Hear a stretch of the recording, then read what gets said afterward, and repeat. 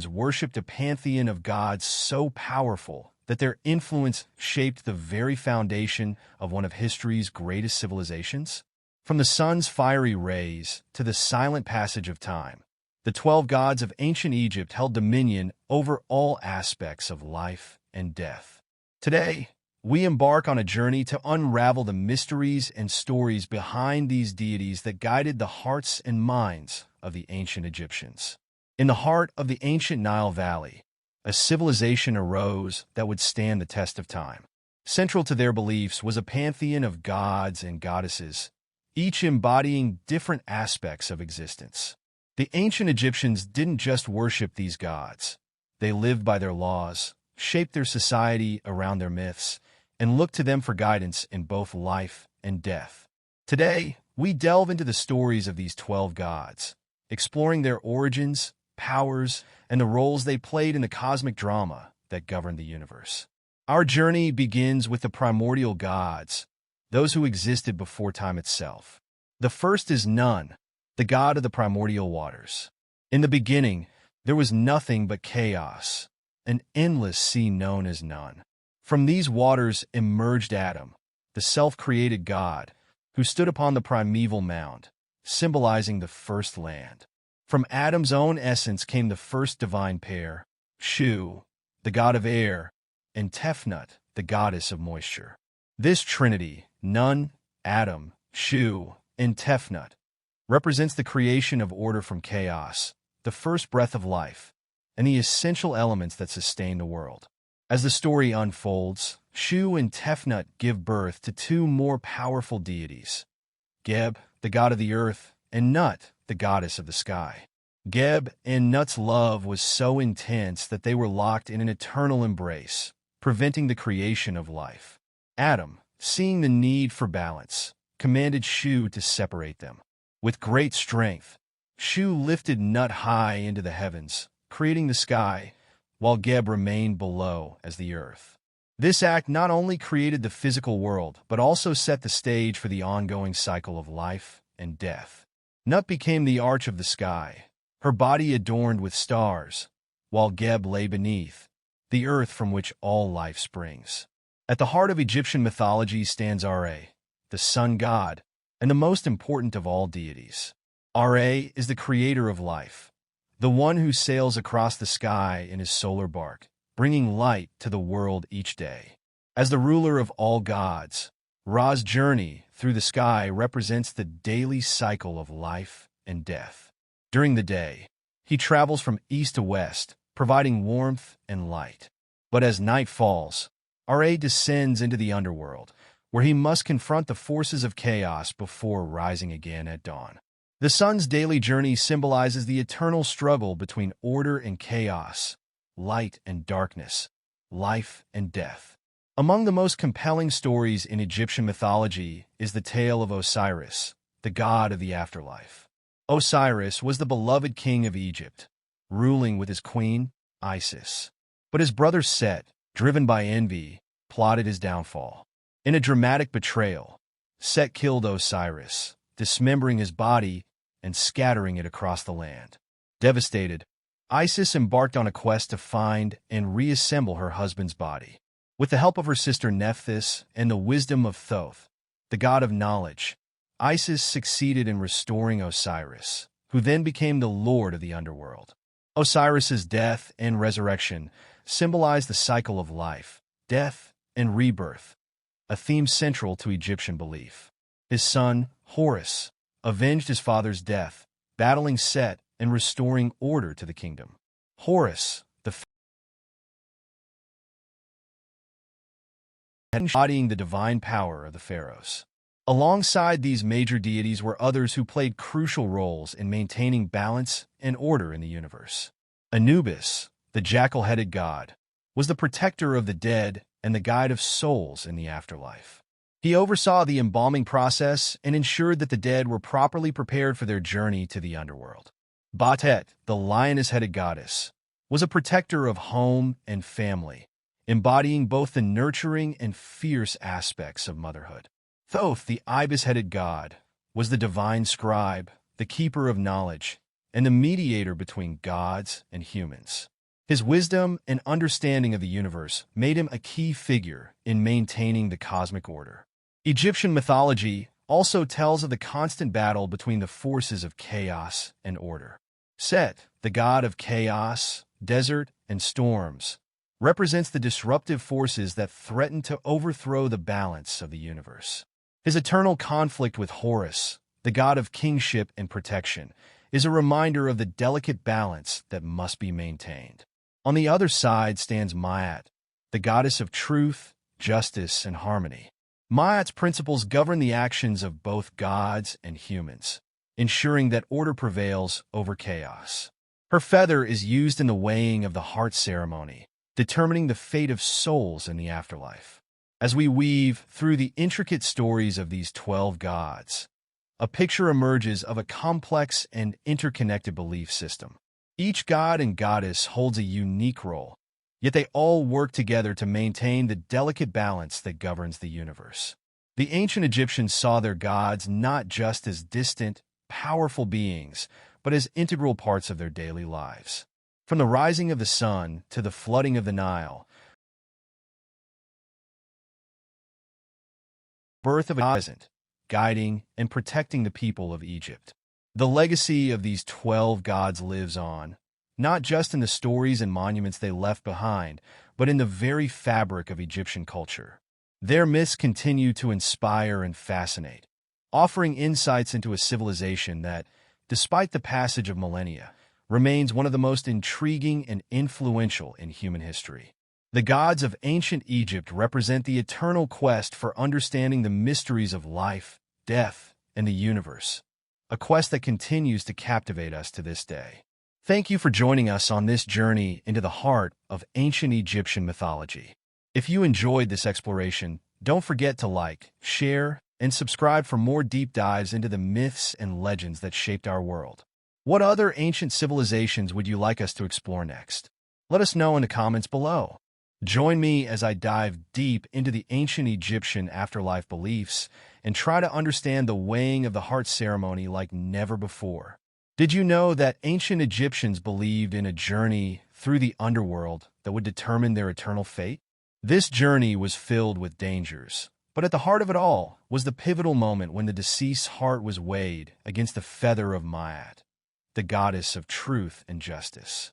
What did this mean?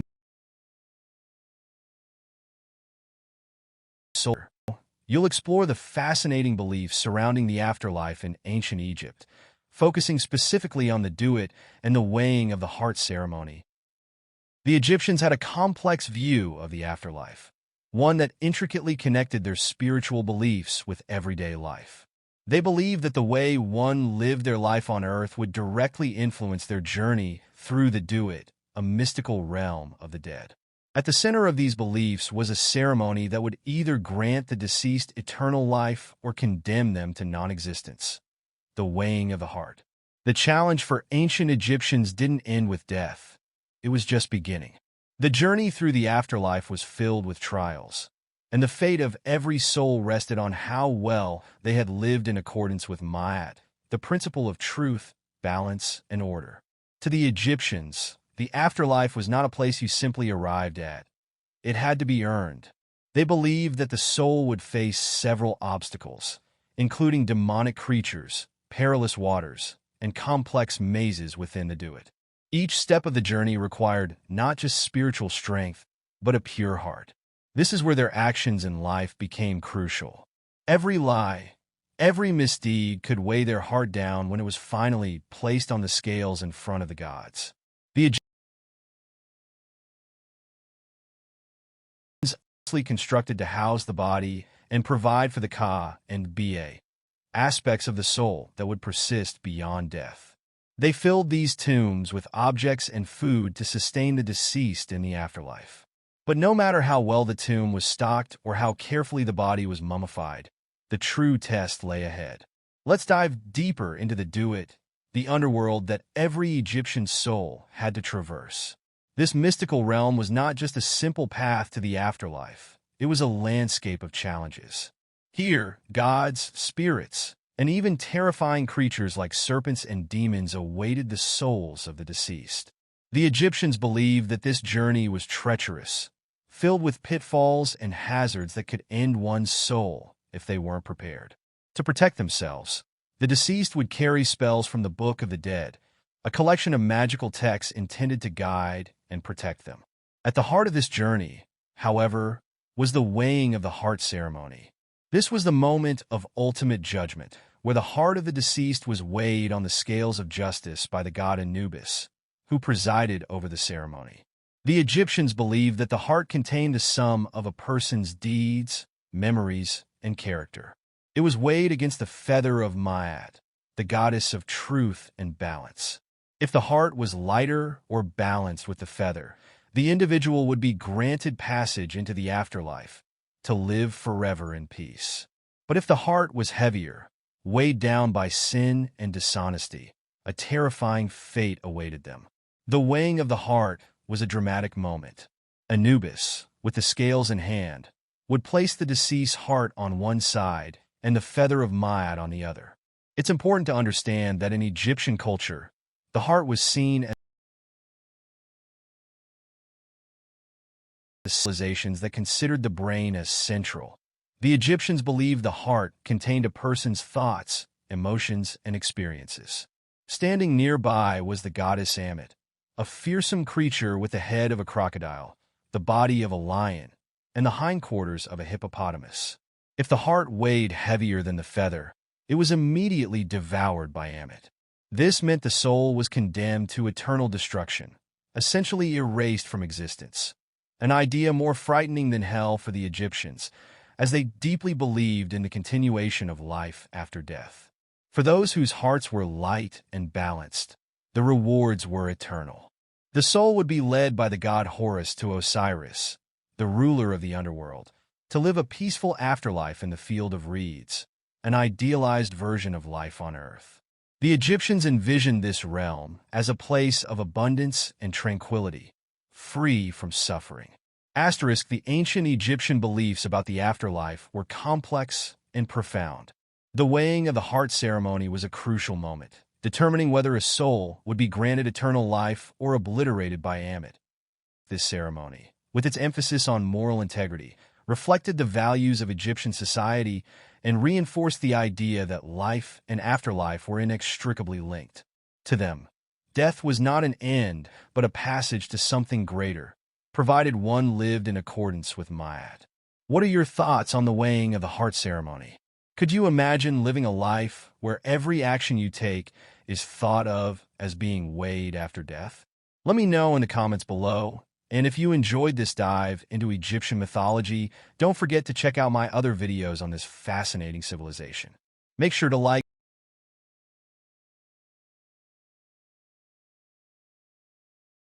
Ancient Egypt, wonder, mystery, and awe, was deeply rooted in rituals that connected them to their gods, the afterlife, and the cosmic order. These rituals were not just religious practices, but the lifeblood of their society. They ensured the balance of the universe, known as Maat, which they believed sustained both the living and the dead. Today, we uncover some of the most unbelievable ancient rituals of this mysterious civilization. One of the most iconic of these rituals was the opening of the mouth ceremony, a powerful funerary rite. It was believed that when someone passed from this world, they required the ability to eat, speak, and breathe in the afterlife. Through symbolic gestures, the priest, often a family member, would open the mouth of the deceased by touching it with a ceremonial tool. This allowed the soul to live on, ensuring a comfortable and eternal existence beyond the grave. But the afterlife wasn't guaranteed without the weighing of the heart ritual, perhaps one of the most crucial judgments in Egyptian belief. After death, the heart, which Egyptians believed held all of one's thoughts and deeds, was weighed against the feather of Maat, the goddess of truth. If the heart was heavy with sin, the soul would be devoured by the fearsome demon Ammit, and that person would cease to exist. However, a light heart meant purity, granting the deceased passage into the eternal fields of paradise. Rituals weren't reserved just for the afterlife, though. The ancient Egyptians practiced Heka, magic, in their daily lives. Whether it was for protection, healing, or even influencing events, magic played a central role. Through chants, spells, and offerings. One particularly grand event was the Sed Festival, held after a pharaoh had ruled for 30 years. This ritual was a combination of physical tests and sacred ceremonies that re-energized the king, symbolizing his continued strength and divine right to rule. The festival included a reenactment of his coronation and even a ceremonial race, demonstrating his vitality and connection to the gods. The beautiful Feast of the Valley was another event where the Egyptians connected with both their gods and their deceased ancestors. The people would sail from the bustling city of Thebes to the necropolis in the west, where they made offerings of food, drink, and prayers at the tombs of their loved ones. This ritual strengthened the bond between the living and the dead, ensuring that the deceased were remembered and cared for in the afterlife. Temples, too, were the center of daily temple rituals, conducted by priests to maintain the order of the universe. Every day, offerings of food, incense, and prayers were given to the gods, asking for their favor, protection, and guidance. These rituals weren't just for the gods. They maintained Egypt's prosperity and kept the forces of chaos at bay. Perhaps one of the most fascinating rituals was the Festival of Opet, a grand procession celebrating the renewal of the pharaoh's divine right to rule. The statue of Ammonius, the chief god of Thebes, would be carried from the Karnak temple to the Luxor temple, symbolizing the union between the king and the divine. The streets were filled with music, dancing, and offerings in what was one of the most joyous celebrations in ancient Egypt. And for those seeking a bountiful harvest, there was the Feast of Min, dedicated to the god of rituals, such as plowing the earth, ensuring that Egypt would be blessed with abundant crops and renewed life. The meticulous process of mummification itself was an elaborate ritual that prepared the body for the journey to the afterlife. Priests would perform sacred rites to cleanse, embalm, and wrap the body in fine linen, placing protective amulets between the layers to safeguard the soul. Mummification was not just about preserving the body. It was a magical process that ensured the deceased could navigate the afterlife's perils. These rituals, whether daily, funerary, or festival, reflect the Egyptians' deep belief in maintaining harmony with their gods and preparing for a seamless transition into the afterlife. From the grand New Year festival of Weepatrempet, which celebrated the Nile's inundation and the renewal of the land, to the intimate funerary banquets, where families dined with their dead, Egypt's culture was steeped in symbolism and reverence for the divine. To this day, these ancient rituals continue to fascinate and mystify us, offering a glimpse into the extraordinary spiritual world of one of history's greatest civilizations. The grandeur and magic of Egypt live on, not only in its monuments, but in its rituals that have left an indelible mark on the annals of history. If you've enjoyed this dive into ancient Egypt's mysterious rituals, don't forget to like this video, subscribe to the channel, and leave a comment below with your thoughts on which ritual fascinated you the most. Let's keep the mystery alive. Join me as I dive into the mysteries of ancient Egyptian magic and try to unlock its most powerful spells and sorcery. From the mystical rites that guided the journey to the afterlife to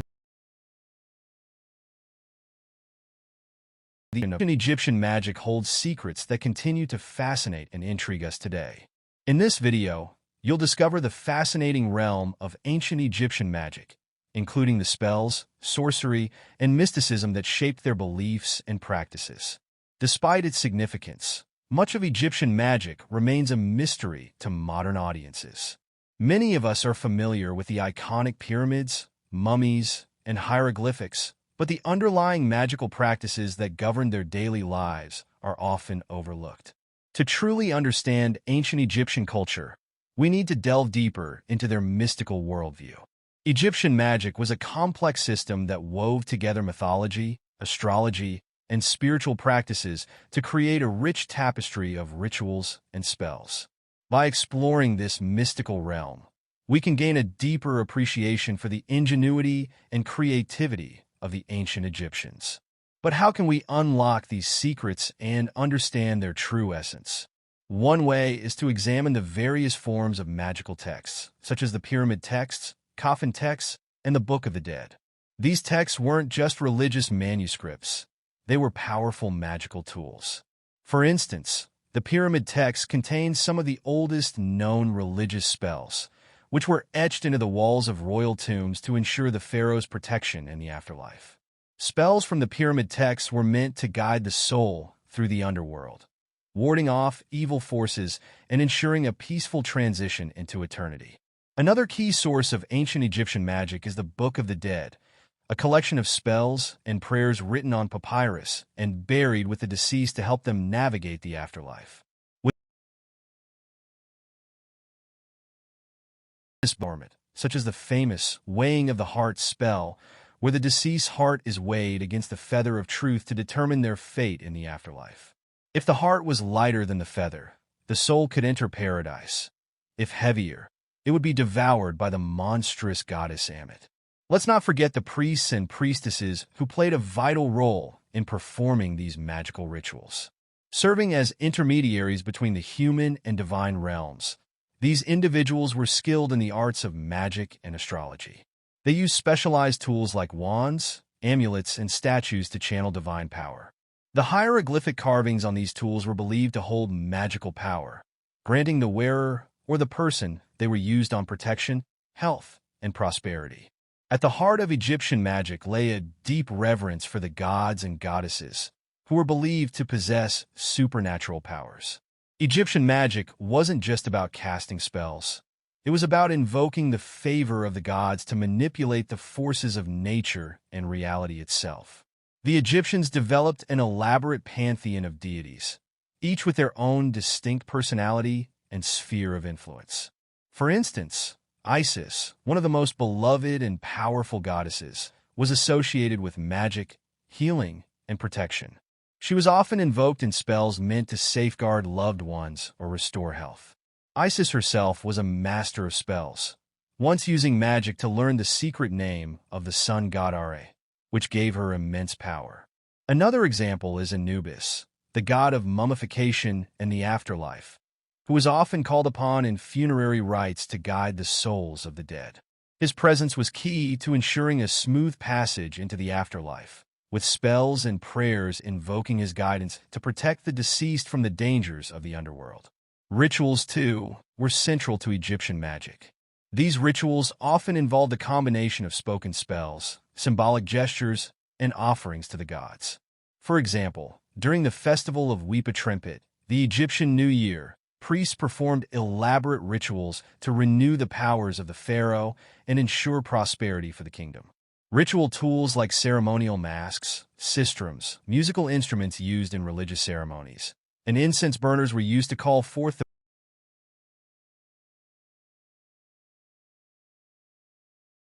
presence. A really powerful and well-known magical ritual was the opening the mouth ceremony, which was performed during the mummification process. This ritual was believed to restore the senses of the dead so they could eat, drink, and speak in the afterlife. The process involved intricate steps, including the use of sacred tools like the adze, a small instrument shaped like a crescent, to symbolically open the mouth and eyes of the deceased. The opening the mouth ritual was more than just a spiritual rite. It was a profound expression of the Egyptians' belief in the continuity of life after death. They understood that death was not the end, but merely a transition to a different existence, and the magic they performed was essential to ensure this transition went smoothly. It also demonstrated their belief in the interconnectedness of the physical and spiritual worlds. Every action taken in this world had ripples in the afterlife. Another fascinating aspect of Egyptian magic is the use of amulets. The ankh, for example, symbolized life and was often placed on mummies to ensure a continuation of life in the afterlife. Amulets of scarab beetles were also used for protection, as they were believed to hold transformative powers. Just as the beetle could transform waste into nourishment, these amulets were thought to bring transformation and regeneration to the soul. The Egyptians also had spells for everyday needs, such as protection against illness, good harvests, or success in personal ventures. One such example is the Sipi of Horus, a type of protective charm that depicted the child god Horus standing on crocodiles while holding dangerous animals. It was meant to protect against bites from venomous creatures and was often placed in homes or temples as a form of spiritual protection. Our journey into the mysteries of ancient Egyptian magic has revealed a complex, multifaceted system that wove together mythology, astrology, and spiritual practices. Egyptian magic wasn't just about casting spells. It was an entire worldview that connected the physical and spiritual worlds. From the divine power of gods like Isis and Anubis to the intricate spells contained in texts like the Book of the Dead, ancient Egyptian magic was central to how they understood life, death, and the cosmos. By exploring the magical texts, rituals, and deities of ancient Egypt, we can gain a deeper appreciation for their ingenuity, creativity, and profound reverence for the mysteries of life and death. Even today, their magical practices continue to intrigue enthusiasts and scholars alike, leaving us to wonder what other secrets might still be hidden in the sands of time. If you enjoyed this exploration of ancient magic, don't forget to like, subscribe, and check out my other videos on mystical traditions from around the world. Ancient Egypt, a land of wonder, mystery, and awe, was deeply rooted in rituals that connected them to their gods, the practices, but the lifeblood of their society. They ensured the balance of the universe, known as Ma'at, which they believed sustained both the living and the dead. Today, we uncover some of the most unbelievable ancient rituals of this mysterious civilization. One of the most iconic of these rituals was the opening of the mouth ceremony, a powerful funerary rite. It was believed that when someone passed from this world, they required the ability to eat, speak, and breathe in the afterlife. Through symbolic gestures, the priest, often a family member, would open the mouth of the deceased by touching it with a ceremonial tool. This allowed the soul to live on, ensuring a comfortable and eternal existence beyond the grave. But the afterlife wasn't guaranteed without the weighing of the heart ritual, perhaps one of the most crucial judgments in Egyptian belief. After death, the heart, which Egyptians believed held all of one's thoughts and deeds, was weighed against the feather of Ma'at, the goddess of truth. If the heart was heavy with sin, the soul would be devoured by the fearsome demon Ammit, and that person would cease to exist. However, a light heart meant purity, granting the deceased passage into the eternal fields of paradise. Rituals weren't reserved just for the afterlife, though. The ancient Egyptians practiced Heka, magic, in their daily lives. Whether it was for protection, healing, or even influencing events, magic played a central role. Through chants, spells, and offerings, they believed they could manipulate the natural and supernatural worlds to their benefit. One particularly grand event was the Sed Festival, held after a pharaoh had ruled for 30 years. This ritual was a combination of physical tests and continued strength and divine right to rule. The festival included a reenactment of his coronation and even a ceremonial race, demonstrating his vitality and connection to the gods. The beautiful Feast of the Valley was another event where the Egyptians connected with both their gods and their deceased ancestors. The people would sail from the bustling city of Thebes to the necropolis in the west, where they made offerings of food, drink, and prayers at the tombs of their loved ones. This ritual strengthened the bond between the living and the dead, ensuring that the deceased were remembered and cared for in the afterlife. Temples, too, were the center of daily temple rituals, conducted by priests to maintain the order of the universe. Every day, offerings of food, incense, and prayers were given to the gods, asking for their favor, protection, and guidance. These rituals weren't just for the gods. They maintained Egypt's prosperity and kept the forces of chaos at bay. Perhaps one of the most fascinating rituals was the Festival of Opet, a grand procession celebrating the renewal of the pharaoh's divine right to rule. The statue of Ammonius, the chief god of Thebes, would be carried from the Karnak temple to the Luxor temple, symbolizing the dancing, and offerings in what was one of the most joyous celebrations in ancient Egypt. And for those seeking a bountiful harvest, there was the Feast of Min, dedicated to the god of fertility and reproduction. The pharaoh or priest would perform symbolic rituals, such as plowing the earth, ensuring that Egypt would be blessed with abundant crops and renewed life. The meticulous process of mummification itself was an elaborate ritual that prepared the body for the journey to the afterlife. Priests would perform sacred rites to cleanse, embalm, and wrap the body in fine linen, placing protective amulets between the layers to safeguard the soul. Mummification was not just about preserving the body. It was a magical process that ensured the deceased could navigate the afterlife's perils. These rituals, whether daily, funerary, or festival, reflect the Egyptians' deep belief in maintaining harmony with their gods and preparing for a seamless transition into the afterlife. From the grand New Year festival of Weepa, which celebrated the Nile's inundation and the renewal of the land, to the intimate funerary banquets, where families dined with their dead, Egypt's culture was steeped in symbolism and reverence for the divine. To this day, these ancient rituals glimpse into the extraordinary spiritual world of one of history's greatest civilizations.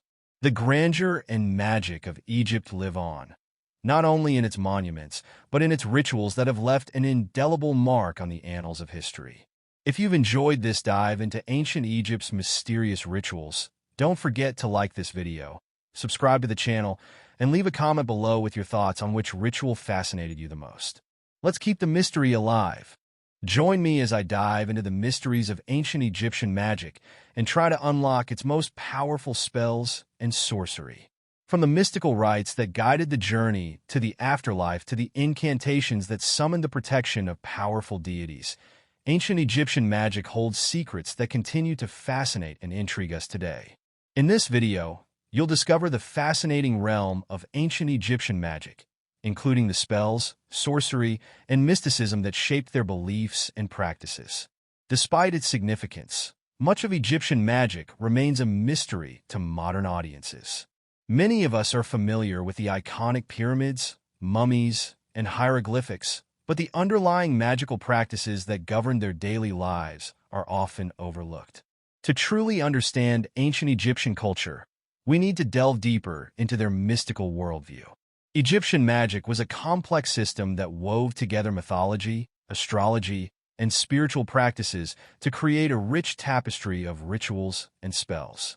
By exploring this mystical realm, we can gain a deeper appreciation for the ingenuity and creativity of the ancient Egyptians. But how can we unlock these secrets and understand their true essence? One way is to examine the various forms of magical texts, such as the pyramid texts, coffin texts, and the Book of the Dead. These texts weren't just religious manuscripts. They were powerful magical tools. For instance, the pyramid texts contain some of the oldest known religious spells, which were etched into the walls of royal tombs to ensure the pharaoh's protection in the afterlife. Spells from the pyramid texts were meant to guide the soul through the underworld, warding off evil forces and ensuring a peaceful transition into eternity. A collection of spells and prayers written on papyrus and buried with the deceased to help them navigate the afterlife. Within this book, you'll find spells for protection, guidance, and empowerment, such as the famous weighing of the heart spell, where the deceased's heart is weighed against the feather of truth to determine their fate in the afterlife. If the heart was lighter than the feather, the soul could enter paradise. If heavier, it would be devoured by the monstrous goddess Ammit. Let's not forget the priests and priestesses who played a vital role in performing these magical rituals. Serving as intermediaries between the human and divine realms, these individuals were skilled in the arts of magic and astrology. They used specialized tools like wands, amulets, and statues to channel divine power. The hieroglyphic carvings on these tools were believed to hold magical power, granting the wearer or the person they were used on protection, health, and prosperity. At the heart of Egyptian magic lay a deep reverence for the gods and goddesses, who were believed to possess supernatural powers. Egyptian magic wasn't just about casting spells. It was about invoking the favor of the gods to manipulate the forces of nature and reality itself. The Egyptians developed an elaborate pantheon of deities, each with their own distinct personality and sphere of influence. For instance, Isis, one of the most beloved and powerful goddesses, was associated with magic, healing, and protection. She was often invoked in spells meant to safeguard loved ones or restore health. Isis herself was a master of spells, once using magic to learn the secret name of the sun god Are, which gave her immense power. Another example is Anubis, the god of mummification and the afterlife, who was often called upon in funerary rites to guide the souls of the dead. His presence and prayers invoking his guidance to protect the deceased from the dangers of the underworld. Rituals, too, were central to Egyptian magic. These rituals often involved a combination of spoken spells, symbolic gestures, and offerings to the gods.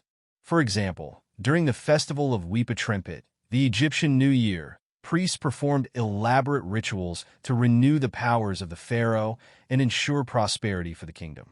Ritual tools like ceremonial masks, sistrums, musical instruments used in religious ceremonies, and incense burners were used to call forth the presence of deities and spirits, creating a sacred space for the magical rites to unfold.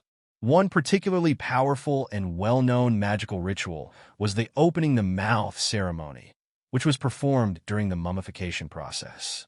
This ritual was believed to restore the senses of the dead so they could eat, drink, and speak in the afterlife. The process involved intricate steps, including the use of sacred tools like the adze, a small instrument shaped like a crescent, to symbolically open the mouth and eyes of the deceased. The opening the mouth ritual was more than just a spiritual rite. It was a profound expression of the Egyptians' belief in the continuity of life after death. They understood that death was not the end, but merely a transition to a different existence, and the magic they performed was essential to ensure this transition went smoothly. It also demonstrated their belief in the interconnectedness of the physical and spiritual worlds. Every action taken in this world had ripples in the afterlife. Another fascinating aspect of Egyptian magic is the use of amulets. The ankh, for example, symbolized life and was often placed on mummies to ensure a continuation of life in the afterlife. Transformative powers. Just as the beetle could transform waste into nourishment, these amulets were thought to bring transformation and regeneration to the soul. The Egyptians also had spells for everyday needs, such as protection against illness, good harvests, or success in personal ventures. One such example is the Sipi of Horus, a type of protective charm that depicted the child god Horus standing on crocodiles while holding dangerous animals. It was meant to protect against bites from venomous creatures and was often placed in homes or temples as a form of spiritual protection. Our journey into the mysteries of ancient Egyptian magic has revealed a complex, multifaceted system that wove together mythology, astrology, and spiritual practices. Egyptian magic wasn't just about casting spells. It was an entire worldview that connected the physical and spiritual worlds. From the divine power of gods like Isis and Anubis to the intricate spells contained in texts like the Book of the Dead, ancient Egyptian magic was central to how they understood life, death, and the cosmos. By exploring the magical texts, rituals, and deities of ancient Egypt, we can gain a deeper appreciation for their ingenuity, creativity, and profound reverence for the mysteries of life and death. Even today, their magical practices continue to intrigue enthusiasts and scholars alike, leaving us to wonder what other secrets might still be hidden in the sands of time.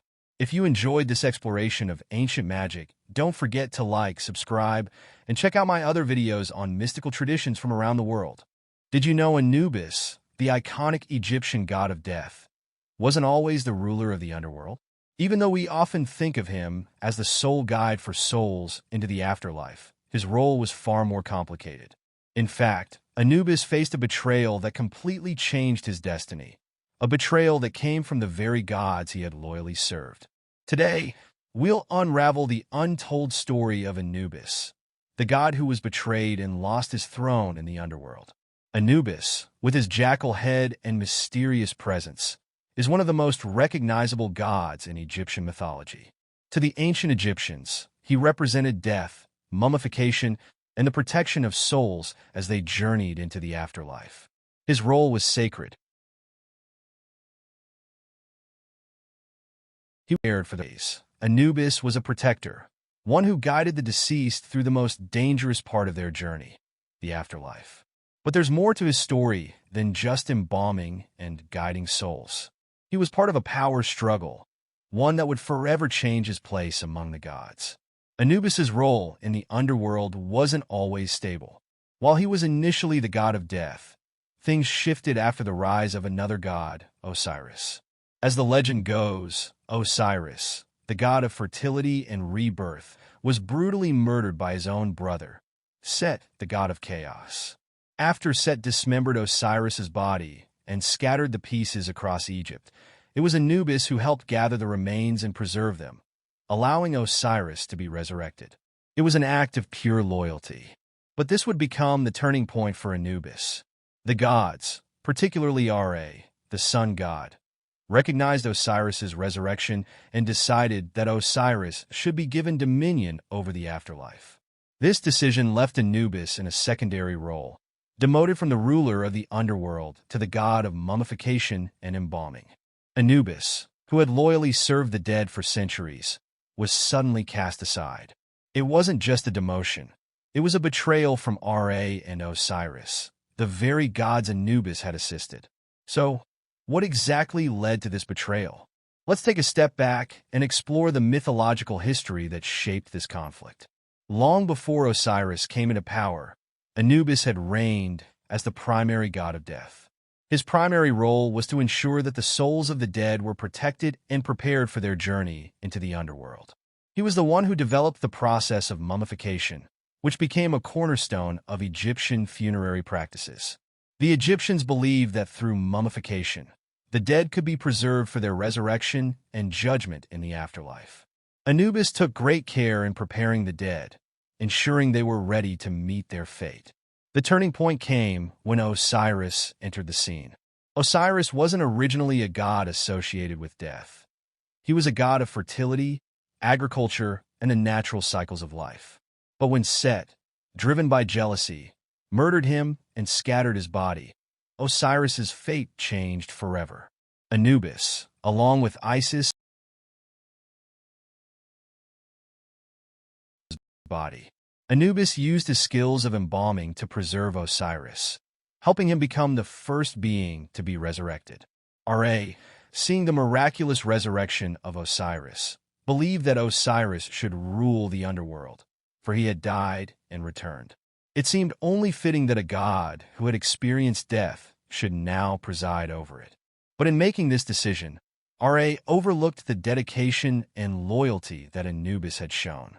Anubis, who had been the god of the dead for generations, was now stripped of his primary role. It was a deep betrayal, one that would forever change Anubis's place in Egyptian mythology. Despite this, Anubis remained loyal. He did not rebel against Osiris or Ra. Instead, he accepted his new role as the god of embalming, ensuring that the dead would continue to be properly prepared for their journey into the afterlife. He became the protector of tombs and was often depicted standing guard over the mummified bodies of the dead. He even performed the weighing of the heart ceremony, where the hearts of the deceased were measured against the feather of Maat, the goddess of truth and justice.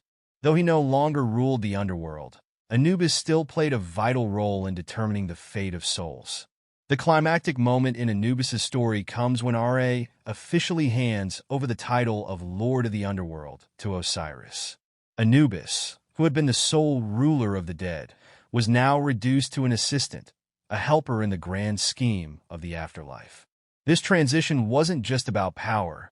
It represented a shift in how the ancient Egyptians viewed death itself. With Osiris as the ruler of the underworld, death was no longer a final end, but rather a path to resurrection and eternal life. Anubis's demotion signified this change. Death, which was once feared, became something more complex, a cycle of death and rebirth, governed by Osiris. Yet Anubis did not resist this change. Instead, he continued to play his part in the grand design of the gods, albeit in a different capacity. But the betrayal didn't come without its consequences. Anubis's presence began to diminish in later Egyptian mythology. While he was still respected, Osiris took the spotlight, becoming the most prominent god associated with the afterlife. Anubis's loyalty. While the gods had betrayed him, and in a way, so did the people, as Osiris's cult grew in prominence while Anubis's faded into the background. Yet, even with this betrayal, Anubis's role in Egyptian mythology remained significant. His image, with the black jackal head, symbolizes death, protection, and mummification. Even though he was overshadowed by Osiris, Anubis continues to evoke mystery and reverence in the stories of ancient Egypt. In the end, Anubis's story isn't just about death. It's about loyalty, betrayal, and the shifting power dynamics among the gods. Despite being betrayed by Ra and Osiris, Anubis remained a vital part of the afterlife, ensuring that souls were protected and that death remained sacred. His loyalty, even in the face of betrayal, made him one of the most enduring figures in Egyptian mythology. Anubis reminds us that sometimes, even when we give everything, we might still be pushed aside. But true loyalty, like that of Anubis, isn't about power, it's about duty. And though his role may have changed, Anubis's presence continues to loom large over the Egyptian afterlife. What do you think of Anubis's story? Does it change your perspective on this mysterious god of death? Let me know in the comments. And if you're fascinated by tales of ancient Egyptian mythology, make sure to hit that subscribe button and check out our next video where we explore the rise of Osiris and the battle between him and Set. Stay tuned for more mythological mysteries. Cleopatra VII, the last active ruler of the Ptolemaic Kingdom of Egypt, is often remembered for her intelligence, beauty, and her relationships with Julius Caesar and Mark Antony. But what many people don't realize is that before she ever became involved with the Romans, Cleopatra had to navigate a dangerous political landscape within her own family. Her relationships with her brothers were more than just family squabbles. They were battles for survival, control, and the future of Egypt. Cleopatra's family, the Ptolemies, were no strangers to infighting. Since the dynasty's foundation, sibling rivalry had been a common theme in their pursuit of power. Cleopatra's rise to power was no exception. Born into a royal family where alliances and betrayals were the norm, Cleopatra found herself in a constant power struggle with her younger brothers, Ptolemy XIII and Ptolemy XIV. Let's start with Ptolemy XIII, her younger brother and first co-ruler.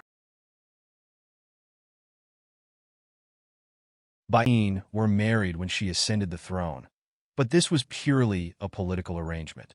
Cleopatra was 18 at the time, and Ptolemy XIII was only about 10 years old. As you can imagine, ruling alongside a child wasn't easy. Cleopatra was determined to rule in her own right, but Ptolemy XII's advisors, led by a cunning eunuch named Pothinus, quickly began to undermine her authority. Tensions between Cleopatra and Ptolemy XIII grew rapidly.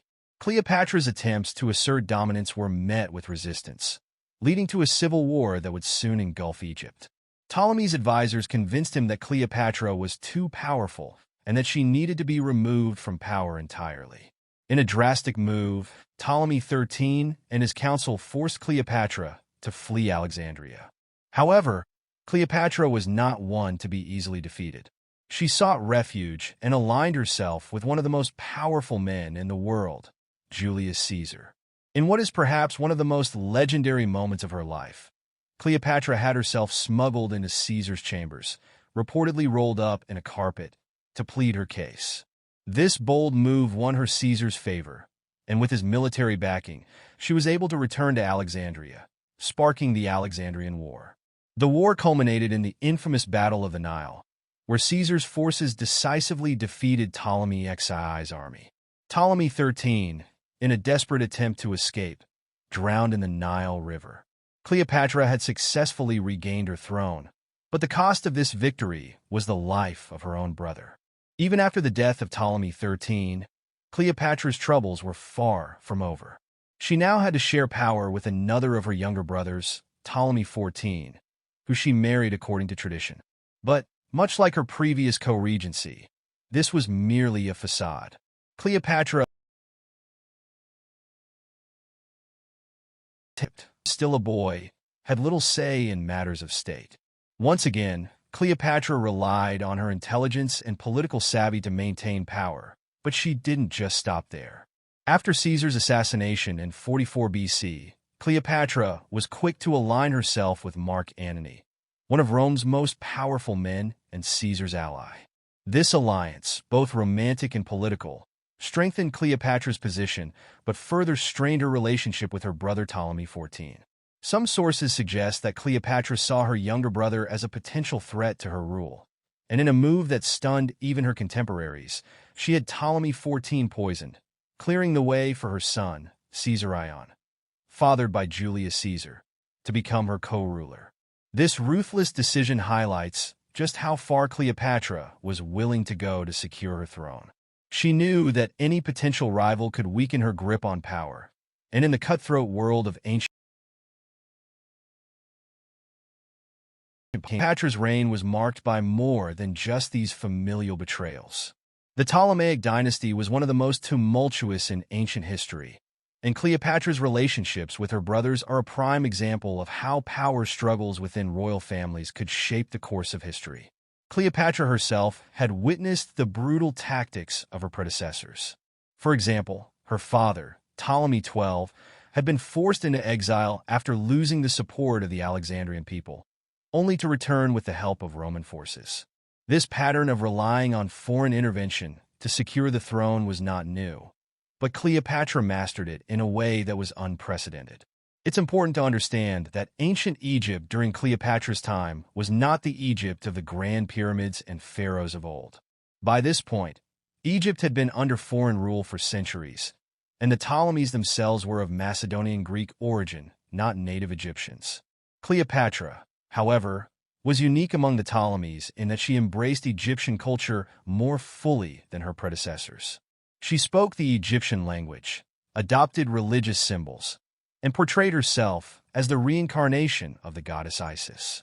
This helped to endear her to the Egyptian people, even as she navigated the dangerous waters of her own family's treachery. The Ptolemaic dynasty had always been marked by sibling rivalry and intrigue. Struggles for power. Ptolemy VIII, known as Ptolemy Physcon, had famously married his niece, Cleopatra II, only to later marry her daughter, Cleopatra III, creating a web of family alliances and betrayals that spanned generations. Cleopatra was well aware of this history and knew that if she didn't act decisively, she could easily end up like her predecessors, overthrown or even dead. And of course, we can't discuss Cleopatra's story without mentioning her infamous relationship with Mark Antony. While her involvement with Julius Caesar had solidified her hold on power, her alliance with Antony would ultimately lead to her downfall. Their partnership, while initially successful, angered Rome, particularly Octavian, Caesar's heir and future Emperor Augustus. The Roman propaganda machine went into full swing, portraying Cleopatra as a manipulative seductress who had bewitched Antony, threatening the very stability of Rome. Their eventual defeat at the Battle of Actium marked the beginning of the end for Cleopatra's reign. But despite her dramatic downfall, Cleopatra's legacy endured. Her ability to navigate the treacherous world of politics, both within her family and on the international stage, remains a testament to her intelligence and resourcefulness. She was more than just a beautiful queen. She was a shrewd political operator who understood the importance of alliances, strategy, and timing. In the end, Cleopatra's relationships with her brothers were a key factor in her rise to power, but they also highlight the brutal realities of life as a ruler in ancient Egypt. Her willingness to betray her own blood to secure her throne shows just how high the stakes were. Yet, despite the betrayals, wars, and tragic endings, Cleopatra remains one of the most fascinating and complex figures in history. Her reign might have ended in tragedy, but her legacy lives on, not just as a queen who was involved with two of Rome's maintain her hold on Egypt. Cleopatra's story is a reminder that power, especially in the ancient world, often came at a steep price. Thanks for watching. If you want to dive deeper into the secrets of ancient Egypt and Cleopatra's world, make sure to check out our video on the mysterious and shocking truths behind the construction of the pyramids. Don't forget to like, comment, and subscribe, and let us know in the comments. What do you think was Cleopatra's greatest strength as a ruler? Did you know that the legacy of ancient Egyptian pharaohs still influences our world today? From the grand pyramids that touch the sky to the intricate tales of power, intrigue, and divine rule, the story of the pharaohs captivates our imagination. Join me as we journey through the rich history of these kings and queens of ancient Egypt. Welcome to our exploration of the pharaohs, those enigmatic rulers who governed one of history's most powerful civilizations. Their reigns were marked by monumental achievements, dramatic narratives, and profound cultural impact. Today, we'll delve into their lives, examining famous figures like Ramses II, Tutankhamun, and Cleopatra, and uncovering the enduring legacy they left behind. The story begins with the unification of Upper and Lower Egypt around 3100 BCE. Narmer, also known as Menes, is credited with this monumental achievement, symbolized by the Narmer palette, which depicts his victory. The pharaohs were considered divine rulers, intermediaries between the gods and the people, a belief that justified their absolute power. This divine kingship established a strong connection between the pharaoh and the gods, shaping the political and religious landscape of ancient Egypt. One of the most known as Ramses the Great. His reign from 1279 to 1213 BCE was marked by monumental construction projects, including the iconic temples at Abu Simbel, which were carved out of a mountainside to honor himself and the gods. Ramses II also engaged in significant military campaigns, most notably the Battle of Kadesh, where he faced off against the Hittites. His strategic prowess and impressive peace treaty showcased his ability to maintain stability in a tumultuous period. Next, we turn to Tutankhamun, the boy king who ascended the throne at just 9 years old. His reign may have been short-lived, but it became legendary after the discovery of his nearly intact tomb in 1922 by Howard Carter. The treasures found within, including his famous golden mask, offered invaluable insights into ancient Egyptian burial practices and material culture. Tutankhamun's restoration of traditional polytheistic worship after the monotheistic reign of Akhenaten further illustrates the dynamic nature of ancient Egyptian religion. No discussion of pharaohs would be complete without Cleopatra VII, the last pharaoh of Egypt. Known for her intelligence and political acumen, she forged alliances with powerful Roman leaders, including Julius Caesar and Mark Antony. Cleopatra's reign marked a significant cultural exchange between Rome and Egypt, influencing art, literature, and politics.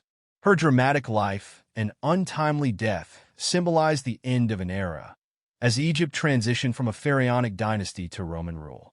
The construction of the pyramid stands as one of the most enduring legacies of the pharaohs. The Great Pyramid of Giza, built for Pharaoh Khufu, remains a testament to the ingenuity and ambition of ancient Egyptian engineering. Theories about how these monumental structures were built range from the use of a massive labor force to sophisticated ramps and levers.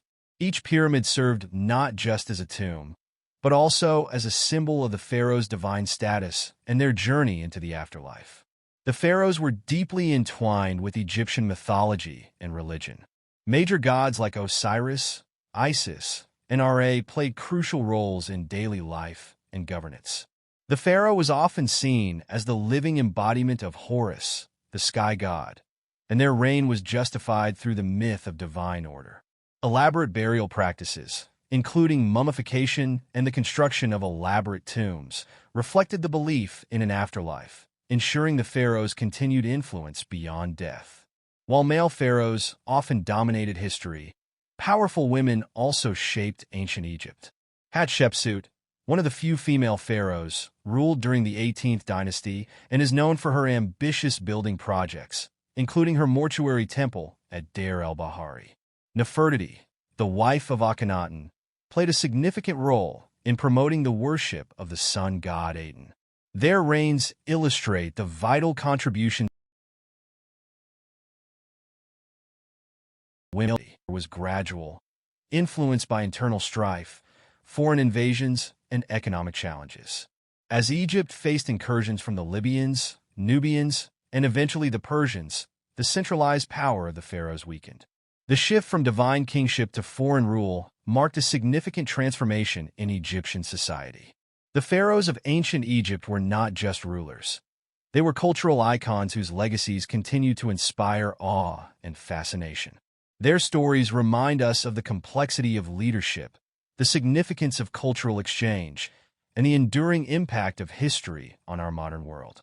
What fascinates you the most about ancient Egyptian pharaohs? Share your thoughts in the comments below, and don't forget to like and subscribe for more captivating tales from history. Join me as I dig deep into the mysteries of the Sphinx and try to uncover secrets buried in the desert sand. The Great Sphinx of Giza is one of the most iconic and mysterious monuments of ancient Egypt, standing watch over the pyramids and shrouded in secrecy and speculation for thousands of years. It has captured the imagination of historians, archaeologists, and travelers alike, each wondering about its true origins, purpose, and the stories hidden within its stone. But when it comes to unraveling the secrets of the Sphinx, historians and archaeologists face a multitude of challenges. One of the greatest obstacles in uncovering its secrets is the lack of written records. Unlike many other Egyptian monuments, there are no inscriptions or detailed accounts that explain its construction or purpose. This has led scholars to rely on theories, many of which are based on the surrounding archaeological context and the study of pharaonic history. Another challenge lies in constructed 500 BC during the reign of Pharaoh Khafre. The monument has withstood millennia of erosion from the desert's harsh winds and sands. The relentless elements have eroded its surface, erasing intricate details and making it more difficult to determine its original appearance. On top of that, the Sphinx has undergone multiple restorations over the centuries, some of which may have altered its original features. These renovations have created more questions than answers about what is truly original and what was added later. To make matters worse, treasure hunters and looters have disrupted the surrounding area in search of valuables, further complicating efforts to understand its history. Despite these challenges, one of the prevailing theories is that the Sphinx was built as a monument to Pharaoh Khafre, whose pyramid stands nearby. Many scholars believe the Sphinx represents the likeness of Khafre himself, symbolizing his divine power and strength. This theory is supported by the Sphinx's proximity to the Khafre pyramid and its alignment with the architectural elements of the Giza Plateau. However, alternative theories suggest the Sphinx may have served other purposes. Some believe it could have been a guardian of the pyramids, standing watch over the sacred tombs of the pharaohs. Others speculate that the Sphinx was a symbol of divine wisdom, reflecting the pharaoh's role as a mediator between the gods and the people. In recent years, the discovery of tunnels and passageways beneath the Sphinx has added a new layer of intrigue. These hidden chambers, which have only been partially explored, may hold the key to understanding the true purpose of the Sphinx. Some researchers believe these tunnels could lead to undiscovered artifacts or texts that shed light on the monument's construction and significance. Could these chambers contain the lost knowledge of the ancient builders, or are they the result of later modifications? One of the most controversial theories surrounding the Sphinx, geologists studying erosion patterns on the Sphinx's body have proposed that the monument was exposed to significant rainfall and flooding, possibly during the end of the last ice age, around 10,000 BC. If true, this would place the construction of the Sphinx thousands of years before the reign of Khafre, potentially making it one of the oldest monuments on Earth. This theory, known as the water erosion hypothesis, has sparked fierce debate among scholars. If the Sphinx truly predates the pyramids, it would force us to reconsider everything we know about early Egyptian civilization. It could suggest that an earlier, lost civilization built the Sphinx, and that much of Egypt's monumental architecture may have been inspired by this forgotten era. Beyond its construction and purpose, the Sphinx has long been a symbol of mystery, power, and wisdom. Its lion body and human head are believed to represent the combination of animal strength and human intelligence, qualities that the ancient Egyptians revered. Some also associate the Sphinx with the sun god Ra, as it faces east toward the rising sun. This alignment has led to speculation that the Sphinx played a role in solar worship, possibly acting as a protector or symbol of rebirth and renewal. In modern culture, the Sphinx's enigmatic presence continues to captivate the imagination. From movies and books to documentaries and artwork, the Sphinx has become an enduring symbol of mystery and the quest for knowledge. It has appeared in countless biographies and historical profiles, representing the endless pursuit of uncovering the truth about our past. Its image serves as a reminder that even in the modern world, there are still secrets left to be discovered, waiting to be unearthed by those who dare to seek them. As we continue to explore the mysteries of the Sphinx, we are reminded that the pursuit of knowledge is never complete. There are always new questions to ask. The Great Sphinx of Giza is not just a monument from the past. It is a living symbol of humanity's curiosity and determination to understand the world around us. Thanks for joining me on this journey into the heart of the Sphinx. If you have any thoughts or theories about this ancient enigma, I'd love to hear them in the comments below. And if you'd like me to explore more ancient mysteries in future videos, let me know. Atlas, the strongest of the Titans, was condemned to an eternity of holding up the sky. But was his punishment truly deserved, or was it an overreaction by Zeus? In today's video, we're diving deep into the myth of Atlas to uncover whether the punishment fit the crime, or if there's more to the story than meets the eye.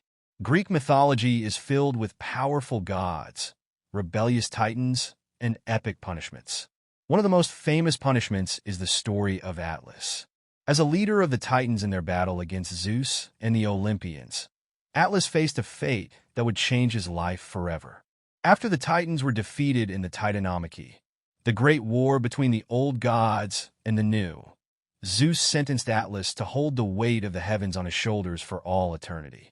But was this punishment really justified, or was Atlas simply a victim of Zeus' wrath? To understand Atlas' fate, we have to go back to the beginning. The Titanomachy was an all-out war between the Titans, led by Cronus, and the Olympians, led by Zeus. Atlas wasn't just any Titan. He was a commander, a symbol of strength, and a close ally of Cronus. In many versions of the myth, he's depicted as one of the most dedicated fighters against the Olympian gods, standing tall and fearless in the face of Zeus' rebellion. When the Olympians won the war, Zeus had a choice: forgive or punish, the deepest part of the underworld. But for Atlas, Zeus had something far more personal in mind. Instead of being thrown into Tartarus like his fellow Titans, Atlas was given a unique and symbolic punishment: holding up the heavens on his shoulders. In some interpretations, this means holding up the sky to separate it from the earth. It's a burden that represents not just physical strength, but also immense responsibility. But why Atlas? Many myths suggest that Atlas' punishment was meant to be a warning, a reminder to anyone who dared to defy Zeus. Atlas wasn't just any Titan. He was one of the key players in the war, and by making him bear the weight of the heavens, Zeus asserted his dominance over both the Titans and the universe itself. Now, let's dive into the real question. Did Atlas deserve this punishment? On one hand, he did actively fight against the Olympians and sought to keep the Titans in power. But compared to other punishments, was this fate too harsh? Other Titans, like Cronus, were simply imprisoned in Tartarus. Prometheus, another famous Titan, suffered daily torment, but even his punishment eventually ended. In contrast, Atlas' punishment was never-ending. It wasn't just painful, it was isolating. Condemned to hold up the sky for all eternity, Atlas was separated from both the earth below and the gods above. Of rebellion. Atlas, in a way, represented the burden of leadership and responsibility. His fate could be interpreted as Zeus' way of forcing Atlas to bear the weight of the world, literally and figuratively, for his actions. The image of Atlas, carrying the heavens on his shoulders, has become one of the most enduring symbols in mythology. In fact, even today, we often refer to people who bear heavy responsibilities as having the weight of the world on their shoulders. But what's interesting is how different cultures and periods interpreted Atlas' punishment. In some ancient art, Atlas is depicted as a tragic figure, stoic and strong, yet forever burdened. This can be seen as a metaphor for endurance in the face of hardship. Some versions of the myth even suggest that Atlas wasn't being punished, but rather, he was chosen because he was the only one strong enough to hold up the heavens. Was Zeus perhaps acknowledging Atlas' strength, even in defeat? Atlas' story didn't end with his punishment. He appears in other myths as well, most notably when the hero Heracles, or Hercules, comes to him for help during his 12 labors. Heracles needed the golden apples from the Garden of the Hesperides, and Atlas, being the father of the Hesperides, knew the way. For a brief moment, Atlas was free from his burden. Heracles took his place, holding the heavens while Atlas retrieved the apples. However, when Atlas tried to trick Heracles into carrying the heavens forever, Heracles outsmarted him and left Atlas to resume his eternal task.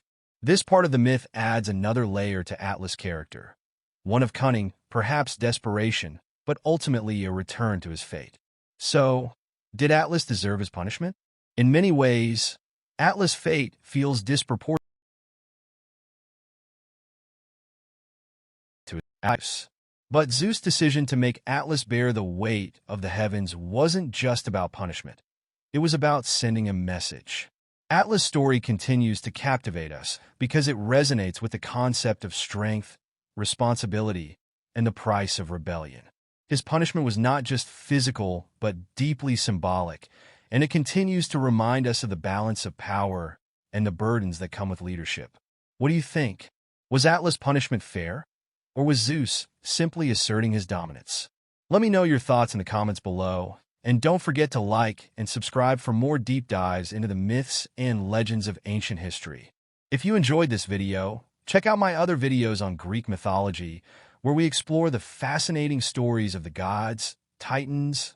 Join me as I dive into the wild world of Seth, the Egyptian god of chaos and disorder, and see if I can uncover his secrets while tackling some chaotic challenges along the way.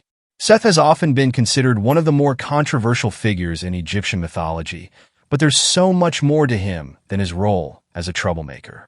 He's a god of complexity, duality, and balance. And by the end of this video, you'll see why. So, buckle up as we tackle Seth's wild and often misunderstood story. Now, Seth is known as the god of chaos, but let's explore what that really means. On the surface, his name is associated with disorder, but Seth wasn't just some random force of destruction. He had a significant role in maintaining the balance of the universe. Despite his chaotic nature, Seth was necessary for keeping the forces of creation and destruction in harmony. So, how does a god known for causing so much chaos? So, for the ancient Egyptians, balance was everything. Without it, the world would descend into chaos. But here's where things get interesting. Chaos wasn't always bad. Seth, as the god of chaos, was paradoxically also the protector of pharaohs, especially in the afterlife. While Seth might seem like a destructive force, he was also the one who kept the forces of the underworld in check. Isn't it fascinating that this god, who represents so much disruption, could also be seen as a protector? Seth's dual nature is what makes him so captivating.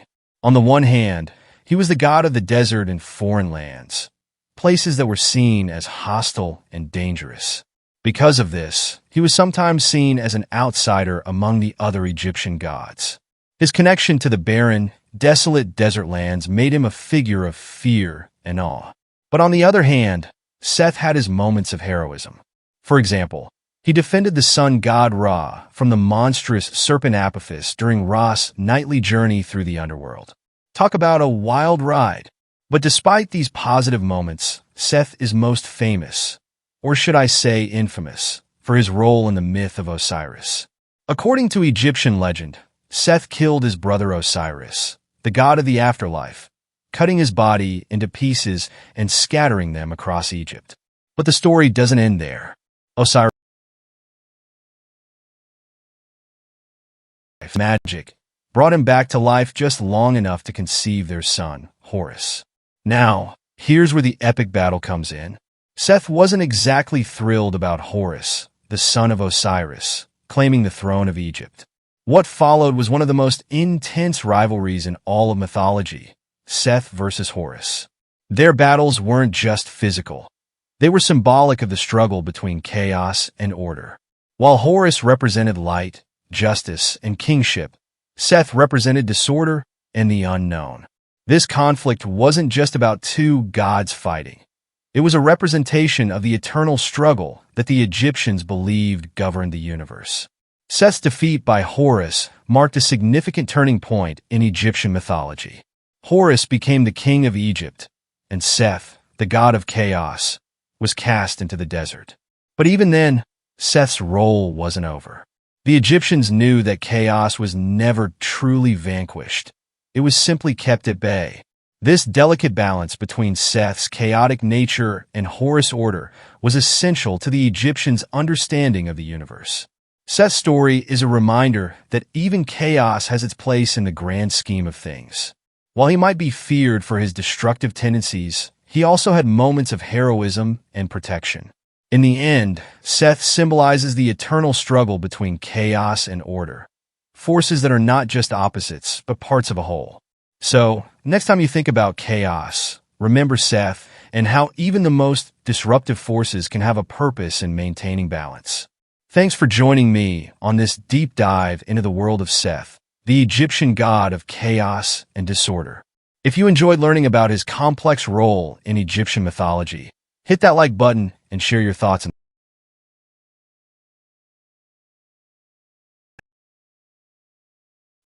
on ancient myths and legends. Until next time, stay curious and keep exploring. Join me as I dive into the mystery of the Trojan War to see if I can find real archaeological evidence that backs up Homer's Iliad. The Trojan War, an epic tale of love, honor, and war, has captivated human imagination for millennia.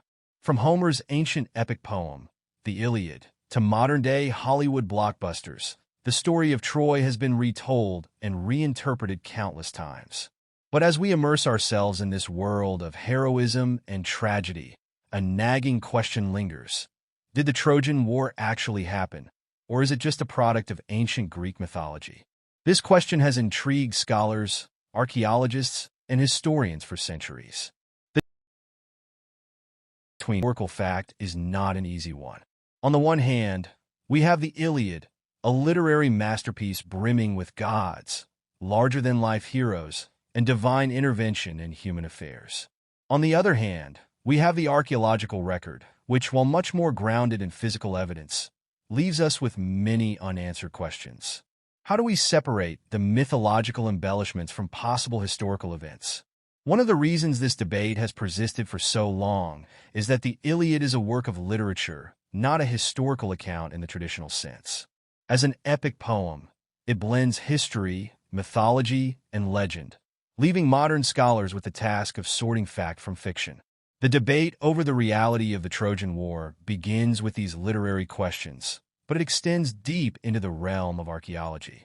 Those who believe that the Trojan War was purely a myth point to the numerous anachronisms in the Iliad. The presence of gods on the battlefield, Achilles' near invincibility, and the wooden horse used to trick the Trojans into their own demise, all make it difficult to believe that such events could have any historical basis.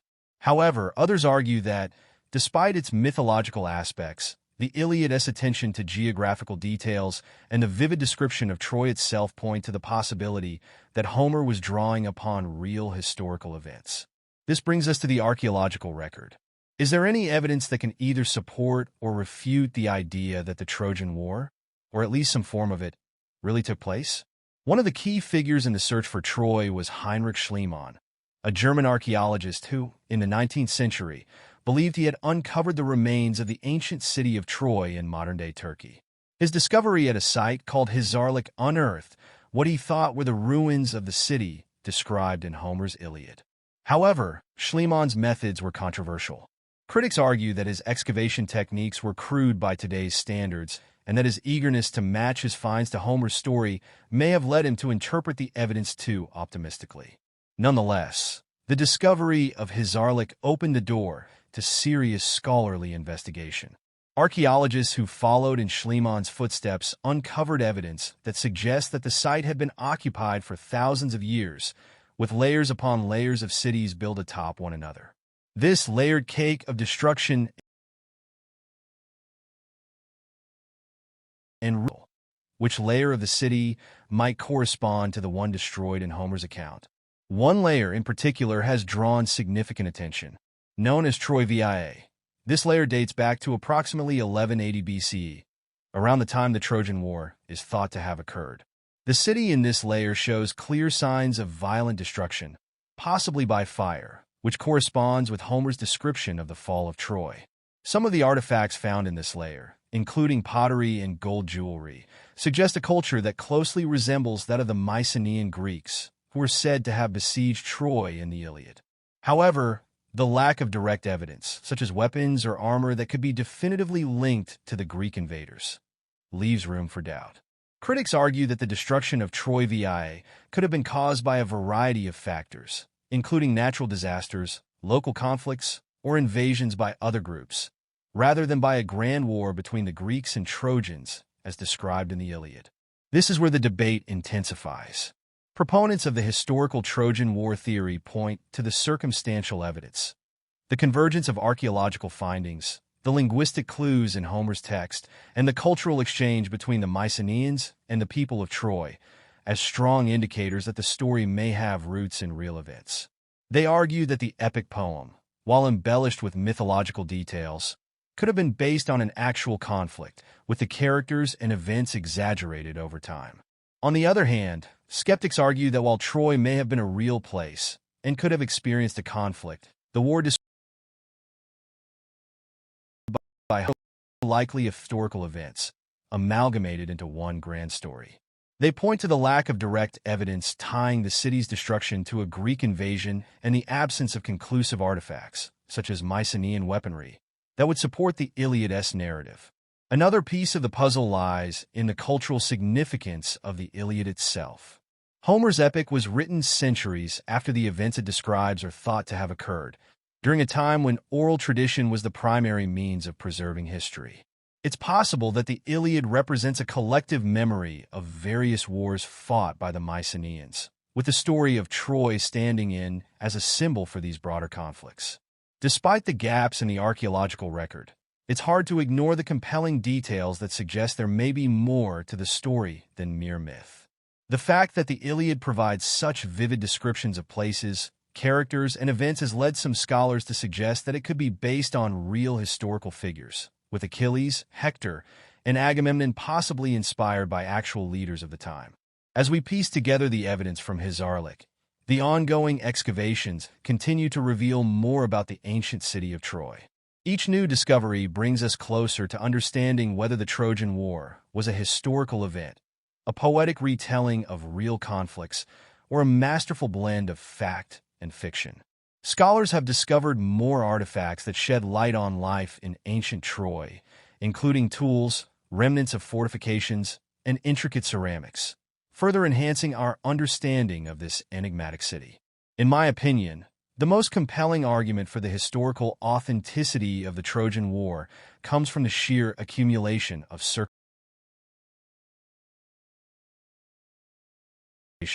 The convergence of multiple lines of evidence, from the archaeological record to the linguistic and cultural analysis of the Iliad, suggests that there may be more to the story than just myth. Of course, this is not to say that the events described in the Iliad happened exactly as written, but rather that there may be a kernel of truth hidden beneath the layers of myth and legend. So, what's the verdict? Did the Trojan War actually happen, or is it just a product of ancient Greek imagination? The debate will likely continue for generations to come, with each new discovery shedding more light on the mystery. One thing is certain, however: the search for Troy is a testament to human curiosity and our enduring fascination with the past. Thanks for joining me on this journey into the heart of the Trojan War mystery. If you've got thoughts on the subject, be sure to share them in the comments below.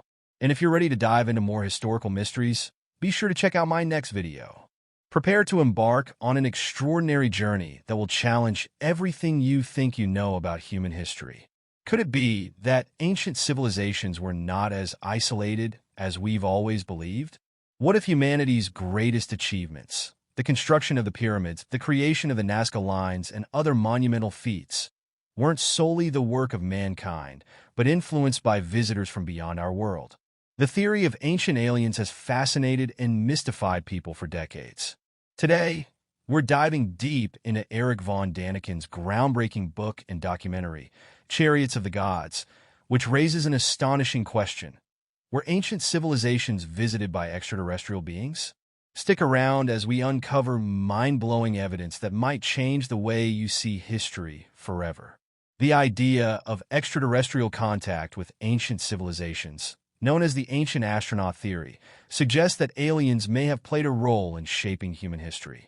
This theory, popularized by Erich von Daniken, argues that some of our ancestors' greatest achievements, from advanced architecture to complex knowledge of the stars, were either influenced or directly aided by beings from other worlds. But why would extraterrestrials visit Earth? And what clues did they leave behind to prove it? Many point to ancient texts, strange artifacts, and inexplicable structures that continue to baffle historians and scientists alike. Let's start by examining one of the most iconic mysteries: the Pyramids of Giza. These massive, perfectly aligned structures are more than just impressive tombs for Egypt's ancient rulers. Some argue that their advanced design and precise construction hint at knowledge far beyond what should have been possible for the time. The Great Pyramid, for example, was constructed with such that still modern technology. Were the Egyptians using knowledge imparted by extraterrestrials? And if so, what was the true purpose of these towering monuments? Another enigmatic site is the Nazca lines in Peru. Sprawling across the desert floor, these massive geoglyphs can only be fully appreciated from the sky. They depict animals, geometric shapes, and humanoid figures, leading some to believe they were created as messages or markers for visitors from above. The question remains: why would an ancient civilization create such intricate designs if they could only be seen from the air? Could the Nazca people have been communicating with beings who could fly? But it's not just the structures that raise questions. There are countless ancient artifacts and texts that suggest extraterrestrial contact. Take, for example, the ancient Sumerian tablets. These texts, dating back thousands of years, describe beings called the Anunnaki, who came down from the sky to teach humanity the arts of civilization. Were the Anunnaki simply mythological gods, or could they have been extraterrestrial visitors sharing advanced knowledge with early humans? Then there's the mystery of the ancient Indian texts, particularly the Vedas, which contain descriptions of flying machines called Vimanas. These ancient scriptures speak of celestial beings piloting these flying crafts across the skies, engaging in aerial battles, and traveling between worlds. It's fascinating to think that the concept of flying vehicles existed in human imagination long before modern technology made it possible. Could these stories have been inspired by real-life encounters with advanced alien technology? Perhaps one of the most compelling and debated pieces of evidence comes from the Bible itself. In the book of Ezekiel, the prophet describes a strange vision of a whirlwind coming from the north, accompanied by a fiery wheel within a wheel. The object was described as being full of eyes and capable of moving in any direction without turning. While traditional interpretations of this vision lean toward the spiritual, some researchers believe Ezekiel might have been describing a close encounter with an extraterrestrial spacecraft. The wheel within a wheel is remarkably similar to modern descriptions of UFOs. Could it be that Ezekiel witnessed something far beyond his comprehension? These ancient stories raise an interesting question. Could many of the gods and deities worshipped by ancient civilizations have actually been extraterrestrial visitors? Throughout history, There are countless examples of Olympus to the divine rulers of ancient Egypt. These beings were often depicted as possessing incredible power and advanced knowledge. But what if these gods weren't supernatural beings at all? What if they were visitors from another planet, mistaken by early humans for deities? Some researchers argue that extraterrestrials may have influenced religious beliefs around the world, leaving behind symbols and rituals that we still practice today. From the mysterious depictions of winged figures in ancient Sumerian art to the fiery chariots described in religious texts, the parallels between stories of gods and potential alien encounters are hard to ignore. Of course, not everyone is convinced. Mainstream historians and archaeologists often dismiss the ancient astronaut theory as pseudoscience, arguing that human ingenuity alone is enough to explain the marvels of ancient architecture and technology. They point out that many of the so-called evidence for alien contact can be explained through traditional methods, such as human experimentation and ingenuity over time. Critics also argue that attributing human achievements to extraterrestrial intervention undermines the capabilities of our ancestors. But for every skeptic, there are also believers who point to the unanswered questions. Why do so many ancient cultures, separated by vast distances and time, have similar myths about beings from the sky? How could civilizations with no contact with each other have developed such advanced knowledge of astronomy, engineering, and mathematics? Could it be more than just coincidence? Whether you believe in the ancient astronaut theory or not, one thing is certain. The mysteries of our past are far from fully understood. From the unexplained structures that continue to baffle scientists to the ancient texts that speak of celestial beings, there's still so much we don't know about our own history. And as we continue to explore the possibilities, the question remains: could we be looking at the remnants of a forgotten encounter with extraterrestrial visitors? So, what do you think? Are ancient aliens responsible for some of the greatest mysteries of human history? Or is it just an imaginative theory? Let me know your thoughts in the comments below, and don't forget to hit the like button if you enjoyed this deep dive into the unknown. If you're fascinated by ancient mysteries and the possibility of extraterrestrial contact, be sure to subscribe for more content that explores the questions that could change how we see the world. Thanks for watching, and stay curious. Cleopatra, the last pharaoh of ancient Egypt, was one of history's most captivating figures. Her life was filled with power, romance, and political intrigue, but it was her tragic final days that truly shaped her enduring legacy. Cleopatra's demise wasn't just the fall of a queen. It marked the end of an era. Today, we're diving deep into the complex events leading up to her tragic death and trying to piece together the real story behind her last moments.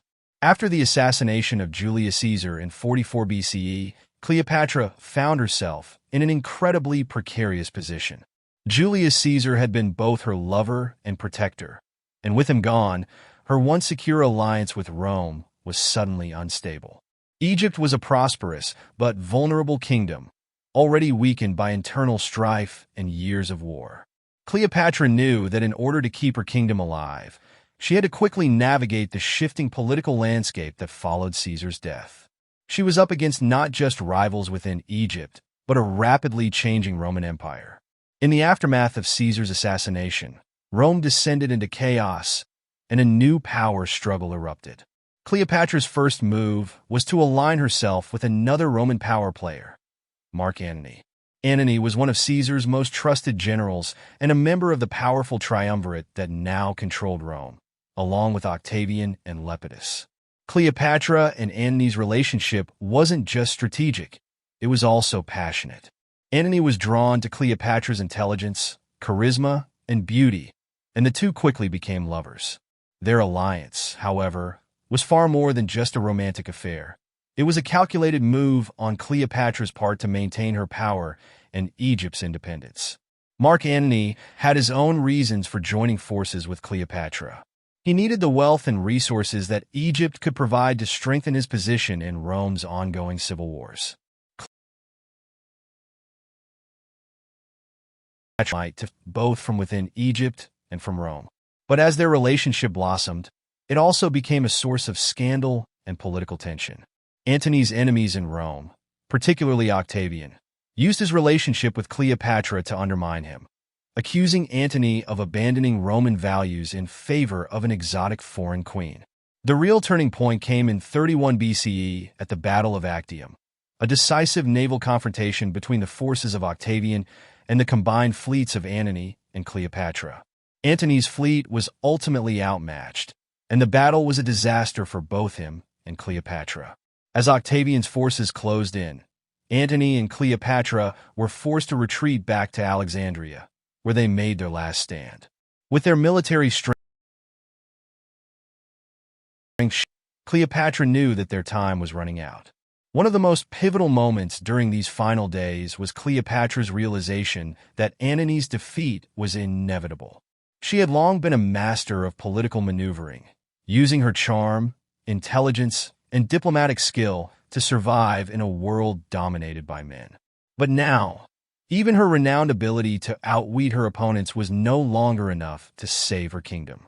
Alexandria was on the verge of falling, and Cleopatra began to prepare for the worst. She attempted to negotiate with Octavian, hoping to secure a future for herself and her children. But Octavian had no interest in a deal. He wanted total victory, and Cleopatra's defeat was a necessary part of that. With no options left, Cleopatra made one final, fateful decision. According to ancient accounts, she had been keeping a collection of highly venomous asps in her chambers, which she planned to use in the event of her capture. Cleopatra knew that if she were taken prisoner by Octavian, she would be paraded through the streets of Rome as a trophy of war, humiliated in front of the same empire she had once defied. Rather than suffer such a fate, Cleopatra chose to end her life on her own terms. The image of Cleopatra's death, reclining on a bed of silk, calmly applying the deadly snake to her arm, has become one of the most iconic moments in history, though modern historians question the accuracy of this romantic.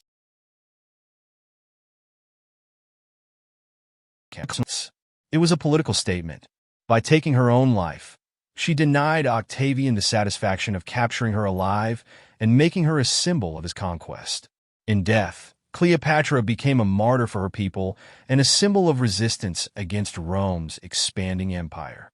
Her death also marked the official end of Egypt's ancient monarchy and the beginning of its transformation into a Roman province. The story of Cleopatra's final days is not just a tale of personal tragedy. It's also a reminder of the brutal and unforgiving nature of ancient politics. Cleopatra was a ruler who fought fiercely for her kingdom, her family, and her legacy, but in the end, even she could not escape the power of Rome. Her downfall came not from a lack of intelligence or ambition, but from the overwhelming force of Roman imperialism. Today, Cleopatra is remembered not only for her beauty and her famous lovers, but also for her intelligence, her leadership, and her relentless determination to protect Egypt. Her legacy continues to captivate historians, artists, and filmmakers alike, and her life serves as a powerful reminder of the complex interplay between love, power, and politics in the ancient world. Cleopatra's final act, choosing to end her own life rather than submit to Rome, has become a symbol of defiance and independence. Her death may have marked the end of an era, but her story endures as one of the most fascinating in history. What do you think of Cleopatra's final days? Was she a tragic figure caught in the tides of history, or a brilliant leader who made the best of an impossible situation? Let me know your thoughts in the comments below, and don't forget to check out our next video on another influential figure from ancient history, Alexander the Great. Thanks for watching. Join me as we delve into the incredible journey of Alexander the Great, one of history's most legendary conquerors. From the just 20 years old, Alexander faced overwhelming challenges. Yet he forged an empire that stretched from Greece to Egypt and deep into Asia. Alexander's path to greatness was not without obstacles. Upon taking the throne after his father Philip II's assassination, Alexander had to secure his rule over a kingdom that was constantly threatened by internal and external forces. Macedonian nobles questioned his legitimacy, and neighboring regions saw an opportunity to rebel. Alexander wasted no time in quelling these uprisings, displaying both tactical brilliance and ruthless efficiency in consolidating his power. His decisive victories in Thrace, Illyria, and Thebes demonstrated his capability to lead and command absolute loyalty from his soldiers. But Alexander's ambitions extended far beyond securing his kingdom. Inspired by his tutor Aristotle and driven by an insatiable desire for conquest, he set his sights on the Persian Empire, the most powerful kingdom in the known world. In 334 BC, he crossed the Hellespont with his army, marking the beginning of his grand campaign against Persia. It was here, in battle after battle, that Alexander's military genius would be revealed. At the Battle of Granicus, he faced Persians and there stopped his advance. But Alexander led his cavalry with unmatched ferocity, charging directly into the heart of the enemy lines. This bold move not only secured victory, but also set the tone for the rest of his campaign. Fearless, relentless, and strategically brilliant. Alexander's next great challenge came at the Battle of Issus in 333 BC, where he faced the Persian king Darius III for the first time. Despite being outnumbered, Alexander's tactical prowess turned the tide of the battle. Using the terrain to his advantage, he launched a surprise attack on Darius's forces, causing chaos and panic among the Persian ranks. Darius fled the battlefield, leaving behind his family and treasures, a testament to Alexander's dominance and his ability to outthink even the most powerful adversaries. However, Alexander's most defining victory came at the Battle of Gaugamela in 331 BC. Here, once again vastly outnumbered by Darius's forces, Alexander employed his famous hammer and anvil tactic. He drew the Persians out of position with his cavalry, creating a gap in their lines, and then delivered a crushing blow with his infantry. This battle marked the final defeat of Darius III, and with it, conquest was only part of Alexander's vision. He sought to unite the many cultures within his vast empire. In Egypt, he was declared a pharaoh and founded the city of Alexandria, which would become a center of learning and culture. He adopted elements of Persian dress and customs, encouraged marriages between his soldiers and local women, and promoted the idea of a blended Greco-Persian ruling class. His aim was not just to conquer, but to create a unified empire where Greek and Eastern cultures could coexist. Throughout his campaign, Alexander faced not only external enemies, but also internal strife. His men, weary from years of marching and fighting, grew restless. In 326 BC, after reaching the banks of the Hyphasis River in India, his army refused to march further, exhausted and longing for home. Though Alexander longed to push on to the ends of the known world, he understood the necessity of maintaining the loyalty of his troops. He reluctantly agreed to turn back, showing that even the greatest of conquerors must at times yield to the needs of those they lead. Alexander's adaptability was also evident in his ability to adjust his strategies as he ventured into unfamiliar territories. In India, he faced King Porus at the Battle of the Hydaspes, where the Indian forces brought war elephants into the fray.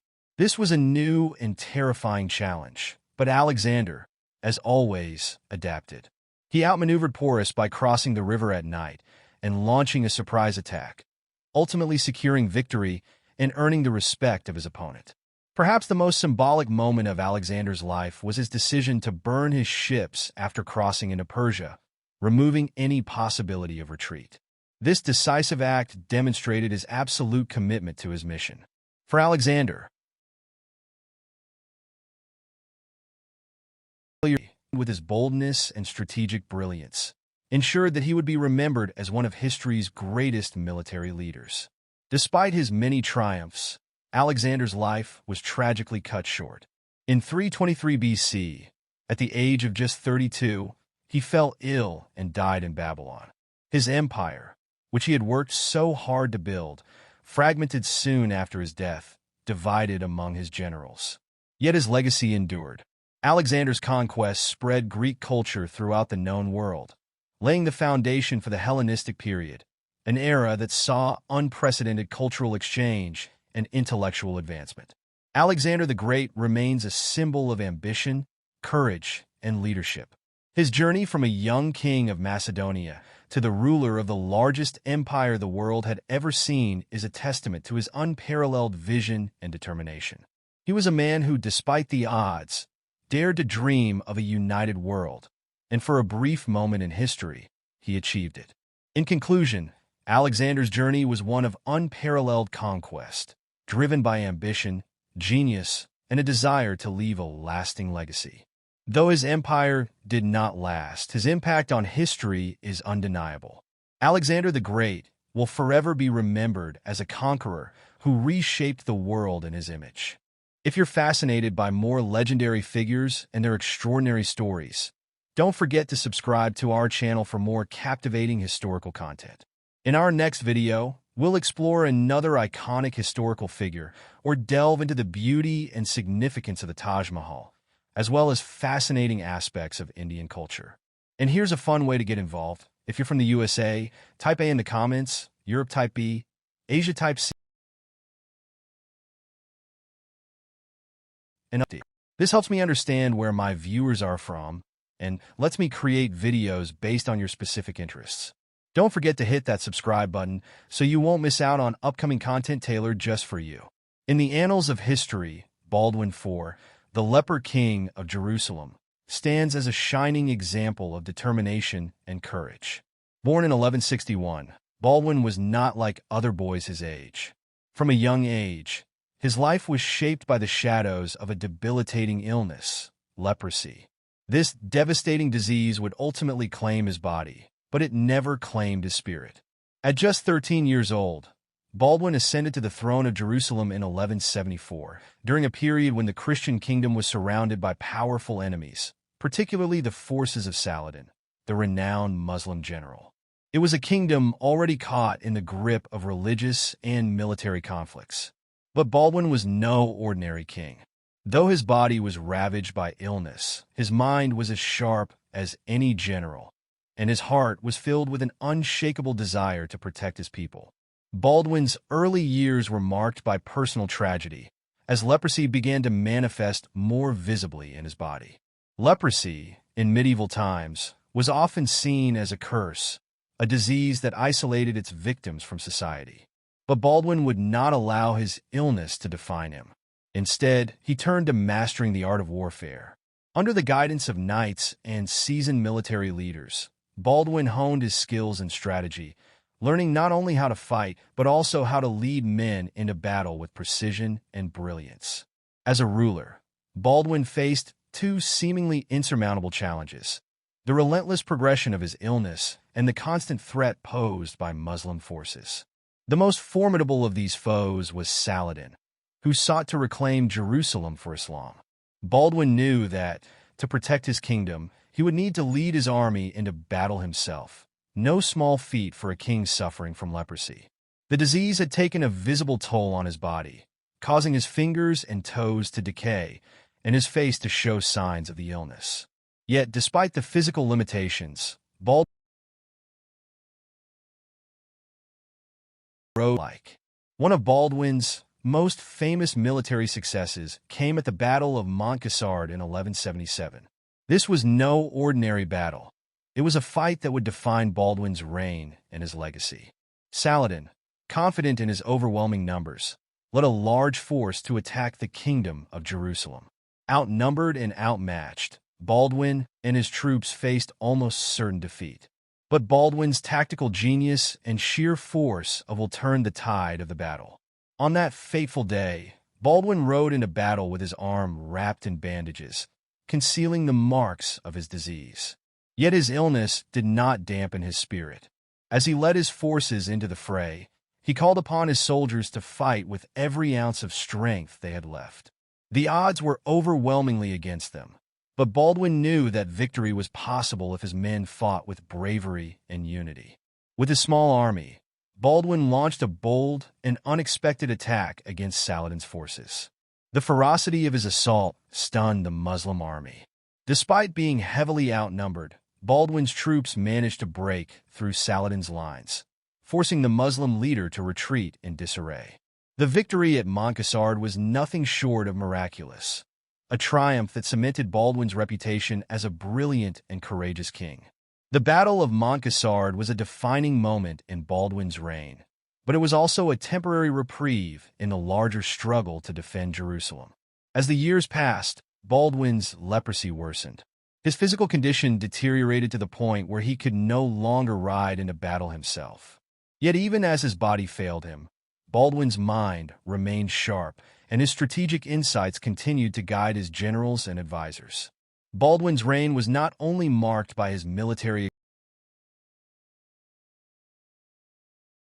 exploits. As his illness progressed, Baldwin realized that he needed to plan for the eventual transition of power. He appointed his sister, Sibylla, and her husband, Guy of Lusignan, to serve as his successors. However, internal divisions within the Christian kingdom would complicate this transition, as rival factions vied for power. Despite his worsening condition, Baldwin never wavered in his commitment to protecting Jerusalem. He continued to oversee the defense of the kingdom, even as Saladin regrouped and prepared for future attacks. Baldwin's leadership during this time was marked by a deep sense of duty and responsibility to his people. He knew that his time was limited, but he was determined to leave behind a kingdom that could withstand the challenges it faced. As Baldwin's reign drew to a close, he became increasingly isolated due to the severity of his illness. By 1183, he was almost completely incapacitated, unable to walk or hold a sword. His regency was passed to others, but Baldwin's presence continued to loom large,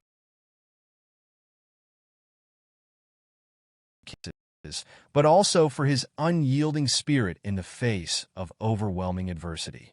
Baldwin IV passed away in 1185 at the age of 24, his body finally succumbing to the ravages of leprosy.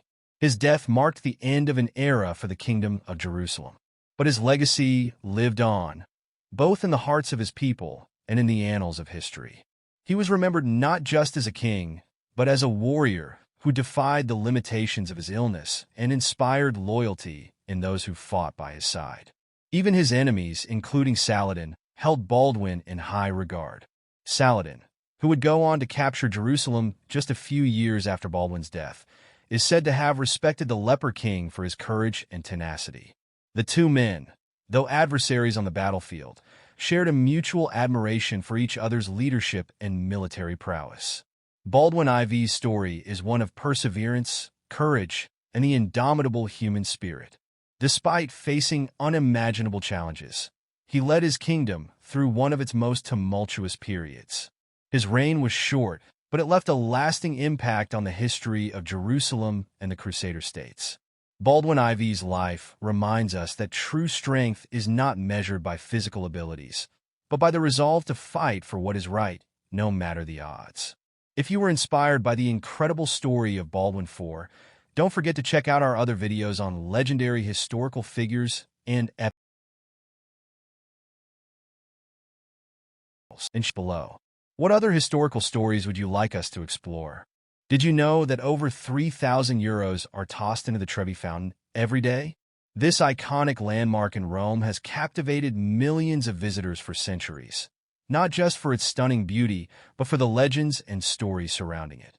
The Fontana di Trevi stands as one of the greatest monuments of Baroque architecture, but there's so much more beneath its surface. Today, we're going to dive deep into the mysteries of the Trevi Fountain, uncovering its fascinating history, the legends attached to it, and the modern challenges it faces as a global tourist destination. Join me as we explore this Roman masterpiece. The Trevi Fountain is not just a beautiful structure. It's one of the most important symbols of Rome, embodying the city's artistic grandeur, rich history, and the allure of ancient traditions. It's no surprise that this fountain has become one of the most visited attractions in the world. Yet, behind the mesmerizing beauty of the flowing water and intricate statues, there lies a deeper history. The fountain, as we know it today, was designed by architect Nicola Salvi in the 18th century, but its origins stretch back much further. In fact, its roots date back to ancient Roman times. The fountain is located at the junction of three roads, which is where it gets its name Trevi from, meaning three streets in Italian. However, it also marks the endpoint of an ancient Roman aqueduct, the Aqua Virgo, which was built in 19 BC by Marcus Agrippa to supply fresh water to the city of Rome. The aqueduct, one of Rome's longest-lasting engineering feats, still functions today and feeds the water into the fountain. Let's talk about the design and symbolism of the fountain itself. Dominating the Trevi Fountain is the statue of Oceanus, the god of the sea, standing in the center of a triumphal arch. He is surrounded by allegorical figures representing abundance and health. Oceanus rides a shell chariot pulled by two sea horses, each guided by a triton. The two horses symbolize contrasting moods of the sea. One is calm, while the other is wild and untamable, representing the unpredictable nature of the ocean. The entire ensemble creates a powerful depiction of man's connection with water, a resource that was crucial to Rome's rise as a city. Salvi's design was completed by another artist, Giuseppe Panini, after Salvi's death, but the original symbolic meaning, linking it not only to Rome's maritime power, but also to the importance of water in ancient Roman culture. But the Fontana di Trevi is not just admired for its beauty. There are many legends and traditions that have become part of its mystique. Perhaps the most famous is the tradition of coin tossing. Tourists from all over the world come to toss coins into the fountain, with the hope of ensuring a return trip to Rome. The legend goes that if you throw a coin over your left shoulder into the fountain, you'll one day return to the Eternal City. This custom has become so popular that on any given day, thousands of people throw coins into the fountain. But where does all that money go? Each night, city workers scoop out the coins, and the collected money, totaling over 1.5 million euros a year, is donated to Caritas, a Catholic charity that supports Rome's home. And it's a simple act of tossing a coin can lead to such a positive impact on the lives of those in need. Of course, with the popularity of the fountain comes challenges. Millions of visitors each year pose significant risks to the fountain's long-term preservation. The constant flow of tourists means the structure is under constant stress, from people leaning on the marble to the pollution caused by the sheer volume of traffic. Additionally, coins tossed into the fountain can cause damage to the water systems and lead to erosion over time. But despite these challenges, efforts have been made to protect and restore this treasure. In 2015, the Fendi fashion house sponsored a massive restoration of the fountain, donating over 2 million euros to clean and repair the marble, restore the statues, and upgrade the lighting. This restoration was part of a larger initiative to preserve Rome's cultural heritage, ensuring that landmarks like the Trevi Fountain continue to inspire future generations. The fountain's cultural significance doesn't end with its architecture or legends. Over the centuries, the Trevi Fountain has become a symbol of Rome in art and cinema. Perhaps most famously, it was immortalized in Federico Fellini's classic film La Dolce Vita, where actress Anita Ekberg wades into the fountain, inviting Marcello Mastroianni to join her.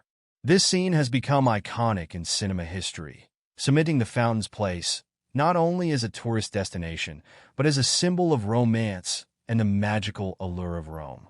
The fountain has appeared in countless other films, TV shows, and even music videos, further solidifying its status as a global cultural icon. One lesser-known tradition. Aside from the coin-tossing tradition, another legend says that if lovers drink from the small fountain on the left-hand side of the monument, known as the Lover's Fountain, they will stay faithful to each other forever. Many couples who visit Rome make sure to follow this tradition, adding another layer of romance to their trip. Despite the challenges of tourism and pollution, the Trevi Fountain remains a symbol of Rome's timeless beauty. It's a place where history, art, and legend converge, offering visitors a glimpse into Rome's past and a moment of connection with the city's vibrant cultural heritage. Every coin tossed into the fountain tells a story, whether it's a wish to return or a hope for love. From its ancient Roman origins to its place in modern-day tourism, the Trevi Fountain continues to enchant visitors from all over the world. If you've ever visited the Trevi Fountain or tossed a coin in its waters, let me know in the comments below. Share your stories and tell me what this incredible monument meant to you.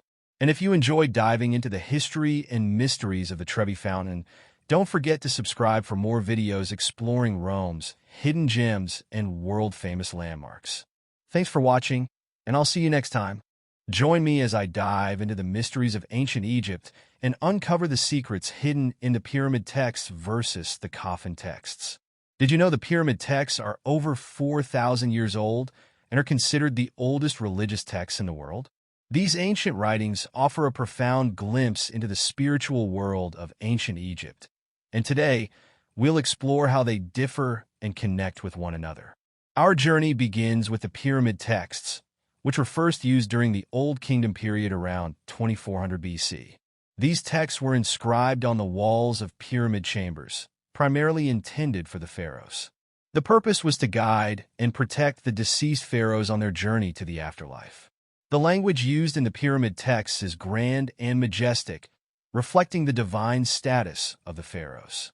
These texts are filled with spells, incantations, and hymns designed to ensure the pharaoh's successful ascent to the divine realm and eternal life. This exclusivity was not just about religious practice, but also about reinforcing the pharaoh's divine authority and central role in maintaining the Middle Kingdom period, around 1900 BC, when there was a significant shift in religious practice and social structure. Unlike the pyramid texts, which were reserved for the elite, the coffin texts were written on the coffins of ordinary people. This change reflected a democratization of the afterlife beliefs, making spiritual practices accessible to a broader segment of society. The coffin texts include a variety of spells and rituals aimed at helping individuals achieve a favorable afterlife, focusing on personal transformation and protection. The language here is more straightforward and practical compared to the cryptic and enigmatic nature of the pyramid texts. As we delve deeper, we see that the pyramid texts emphasize the divine nature of the pharaoh and their role as an intermediary between the gods and the people. The texts are filled with references to concern is the pharaoh's journey to the afterlife. The elaborate rituals described were meant to ensure the pharaoh's immortality and divine status. The pyramid texts reveal a complex cosmology where the pharaoh is central to maintaining the balance between the gods and the earthly realm. On the other hand, the coffin texts reflect a broader range of concerns and aspirations, particularly focusing on the ordinary individual's journey to the afterlife. These texts are more concerned with personal piety and moral conduct. They include spells for protection, blessings for the deceased, and instructions for navigating the challenges of the afterlife. This shift highlights a growing emphasis on individual spiritual development and the belief that ordinary people could also achieve a favorable afterlife through proper rituals and moral behavior. One of the most surprising insights from studying these texts is how they challenge our common assumptions about ancient Egyptian spirituality. The pyramid texts reveal a much more complex and nuanced view of the afterlife than is often assumed. They highlight the pharaoh's role not just as a ruler, but as a divine being with a unique connection to the gods. Similarly, the coffin texts show that ancient Egyptian spirituality was more inclusive and diverse than traditionally thought. Ordinary people were not merely of spiritual journeys. By examining these texts, we gain a deeper understanding of the evolving nature of ancient Egyptian religion and how it reflected broader changes in society.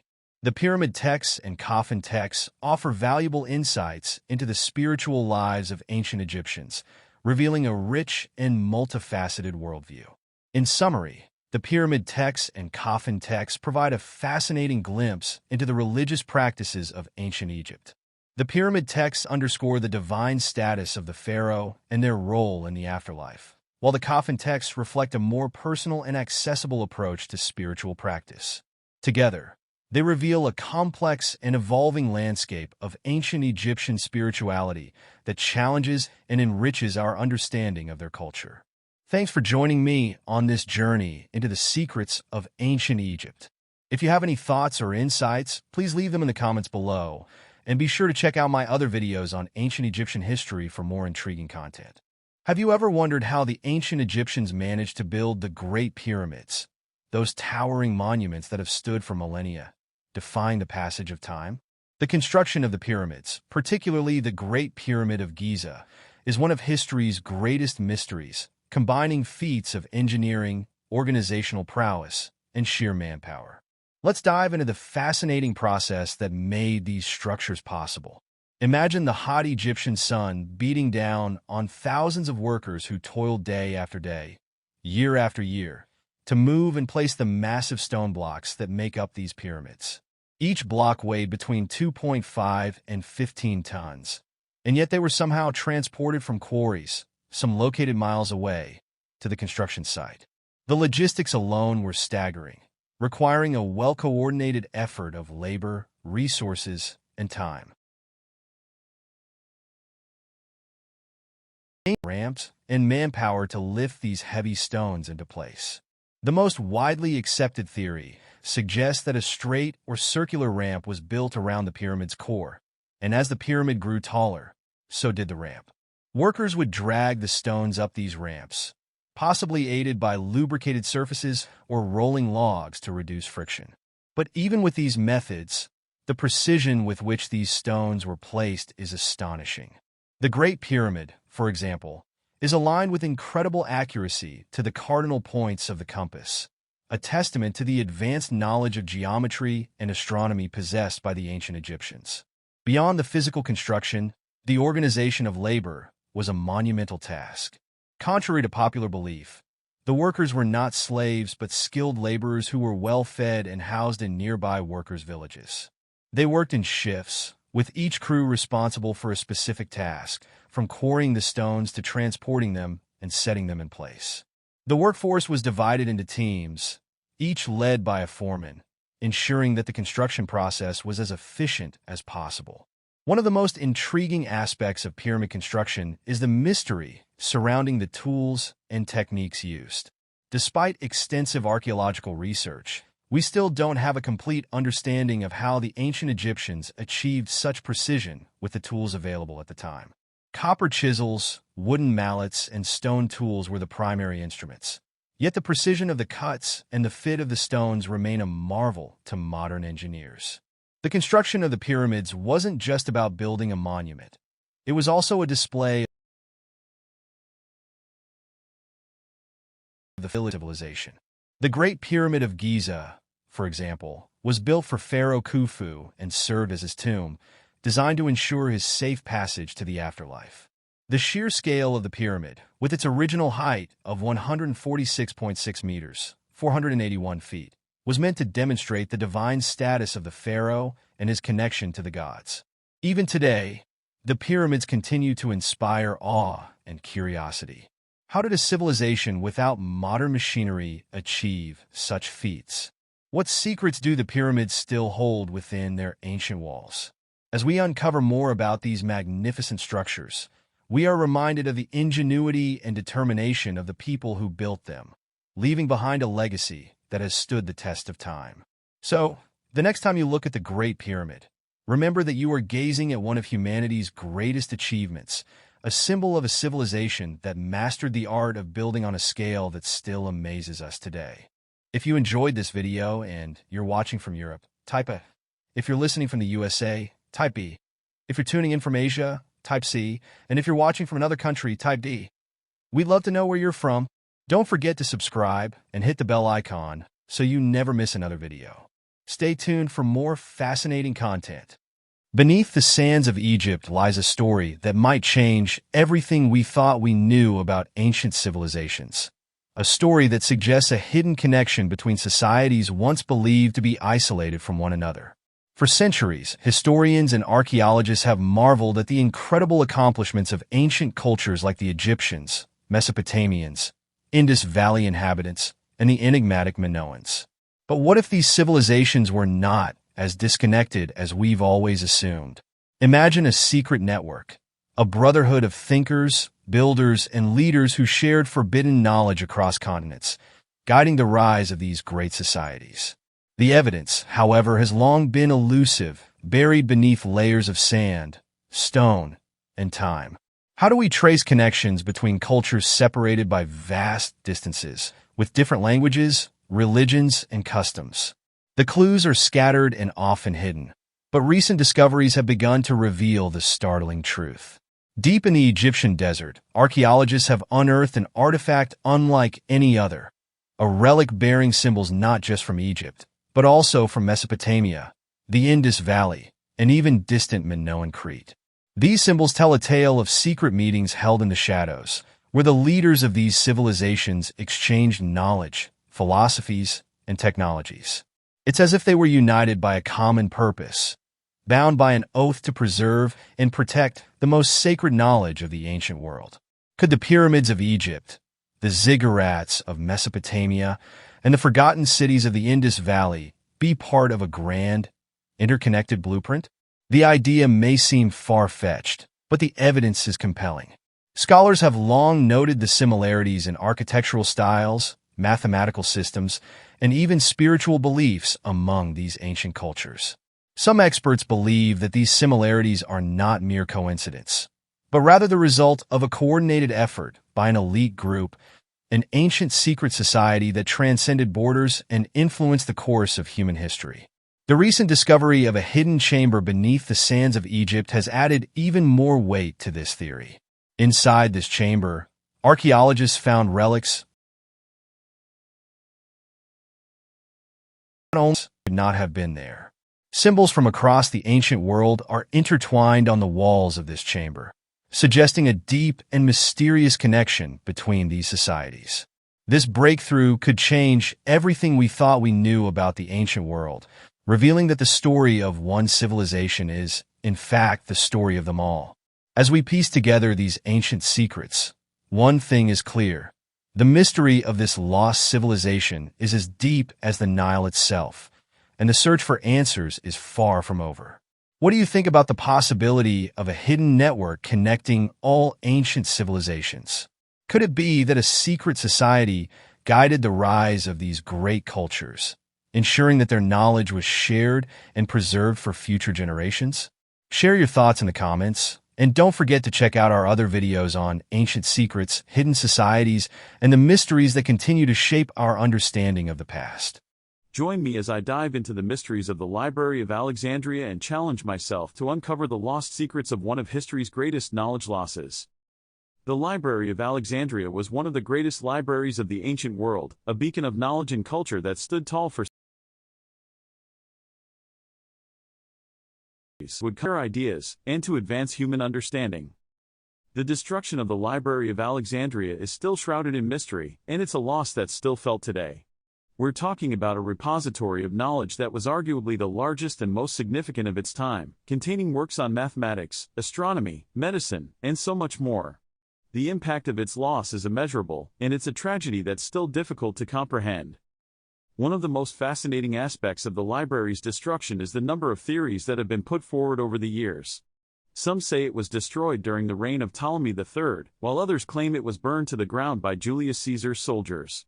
There are even those who believe that it was simply a victim of neglect, left to decay over time. Whatever the reason, the fact remains that the Library of Alexandria is gone, and with it, a huge chunk of human knowledge and understanding. The loss of the library has had a profound impact on our understanding of history. Imagine being able to read the works of ancient Greek philosophers like Aristotle and Plato in their original form, or having access to the collective knowledge of the ancient Egyptians. It's a staggering thought, and one that's almost too painful to contemplate. Take, for example, the works of the ancient Greek mathematician Euclid. His book, Elements, is still considered one of the most influential works in the history of mathematics, and yet, we only have fragments of the original inside the universe might we have gained, if only the library had survived. One of the most fascinating stories surrounding the library's destruction is that of the Greek astronomer, Hipparchus. He's considered one of the greatest astronomers of ancient Greece, and yet, virtually all of his works are lost to us. Imagine being able to read his observations on the stars and the movements of the planets, to gain a deeper understanding of the universe and our place within it. As we delve deeper into the mysteries of the Library of Alexandria, we're forced to confront the fragility of human knowledge. We're reminded that even the greatest civilizations can fall, that even the most precious works of art and literature can be lost forever. It's a sobering thought, and one that should give us pause.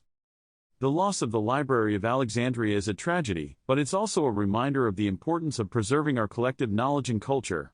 We owe it to ourselves, to our ancestors, and to future generations to safeguard our most precious treasures, to ensure that they're protected and preserved for years to come. What do you think was the most significant loss from the Library of Alexandria? Let me know in the comments below, and don't forget to subscribe for more historical insights and explorations into the unknown. Did you know that the Vatican is home to some of the most haunted objects in the world? Yep, these eerie artifacts are said to carry dark energies that can send chills down your spine. Stick around, because we're diving into some seriously creepy stuff that will leave you questioning what's really hiding behind those sacred walls. Welcome back, everyone. Today, we're exploring the Vatican's most haunted objects. These aren't just any relics. They have deep historical and spiritual significance that span centuries. But beware, their pasts are filled with unsettling stories that might just give you nightmares. From cursed items to supernatural occurrences, this is one spine-chilling journey you don't want to miss. So, what's the deal with these haunted objects? Well, many of them come with legends that suggest the infamous cursed statue of St. Peter. It's said that anyone who touches it is haunted by bad luck or strange occurrences. And then there's the story of the Vatican's relics of saints, some of which have been reported to move on their own or emit eerie noises at night. These tales have circulated for generations, leading people to believe that these sacred items are not just remnants of history, but vessels of dark energy.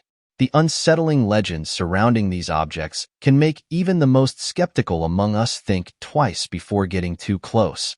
Now, let's take a closer look at a few of these notorious haunted objects.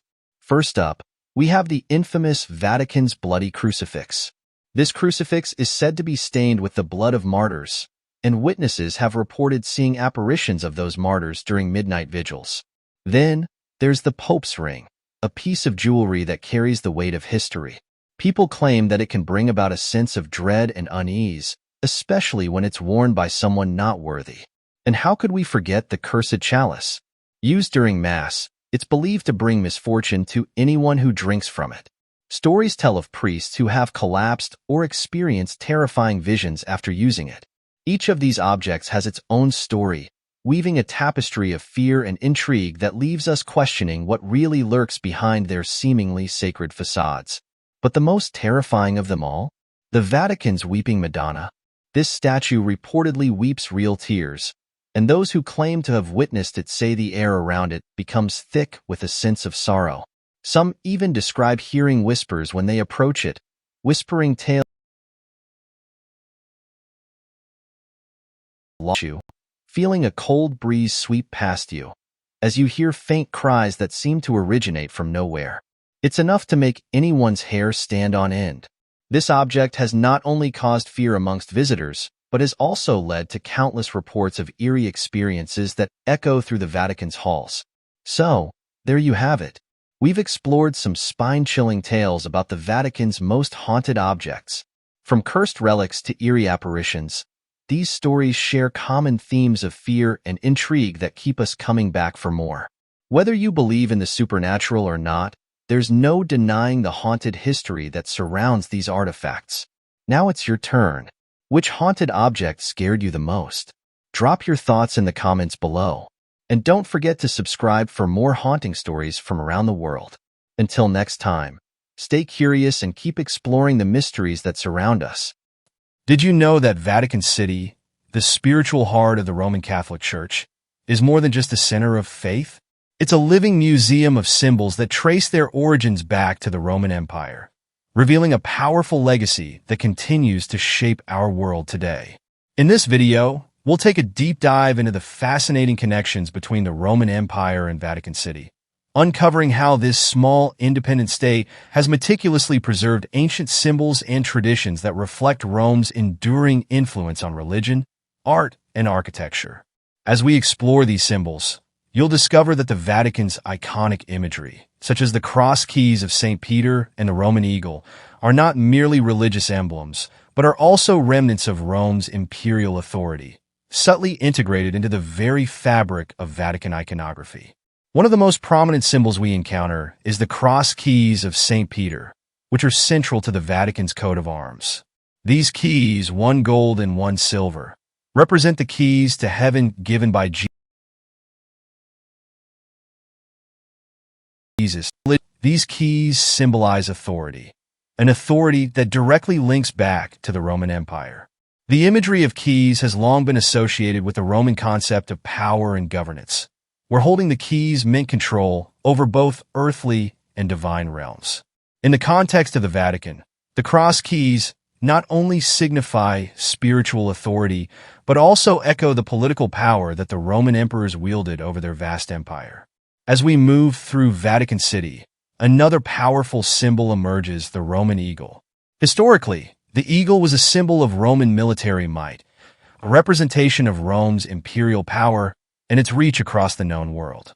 In the Vatican, the eagle appears subtly in various forms, symbolizing not just military strength, but also spiritual authority and divine protection. This transformation of the eagle from a symbol of conquest to one of spiritual guardianship illustrates how the Vatican has repurposed Roman symbols to reflect its own mission while maintaining a connection to its imperial roots. Another striking example of Rome's influence on the Vatican is the Egyptian obelisk at the center of St. Peter's Square.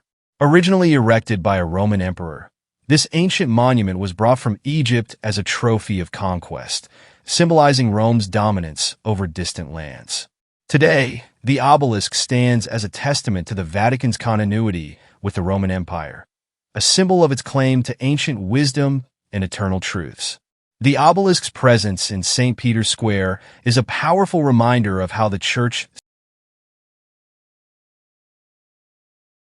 sees its spiritual leadership, but also in its role as a preserver of history and knowledge. But the influence of the Roman Empire on Vatican City isn't limited to symbols alone. It's also deeply embedded in the architecture. Take St. Peter's Basilica, for example. This iconic structure is a masterpiece of Renaissance architecture, but its design is heavily influenced by Roman engineering principles. The basilica's grand dome, designed by Michelangelo, echoes the dome of the Pantheon, one of Rome's greatest architectural achievements. The use of arches, columns, and porticos in the basilica's design further underscores the Vatican's connection to Roman architectural traditions. These elements not only convey a sense of grandeur and permanence, but also symbolize the Church's role as the spiritual successor to the Roman Empire, a role that it has maintained for centuries. As we delve deeper into the Vatican's architecture, we see that the influence of Rome extends even to the layout of St. Peter's Square. The square is designed to resemble an open-armed embrace, welcoming pilgrims from around the world. But this design also reflects the influence of Roman Forum architecture, where public spaces were created to gather, debate, and celebrate. The colonnades that encircle St. Peter's Square, with their rows of Doric columns, are reminiscent of the grand colonnades that once lined the Roman forums. These architectural choices are not coincidental. They are deliberate efforts to link the Church's authority with the grandeur and legitimacy of the Roman Empire. The symbolism doesn't stop there. Another key symbol is the papal tiara, a crown that has been used in the coronation of popes for centuries. The papal tiara is no ordinary crown. It is a three-tiered headdress that represents the pope's authority over three realms: the spiritual, the temporal, and the moral. This concept of triple authority has its roots in Roman imperial ideology, where the emperor was seen as the supreme ruler of the world. By adopting this symbol, the Vatican not only asserts the Pope's spiritual supremacy, but also mirrors the central power that Roman emperors once held. The papal tiara, therefore, serves as a powerful reminder of how the Vatican has inherited and transformed the symbols of Roman authority to suit its own purposes. Let's also consider the significance of the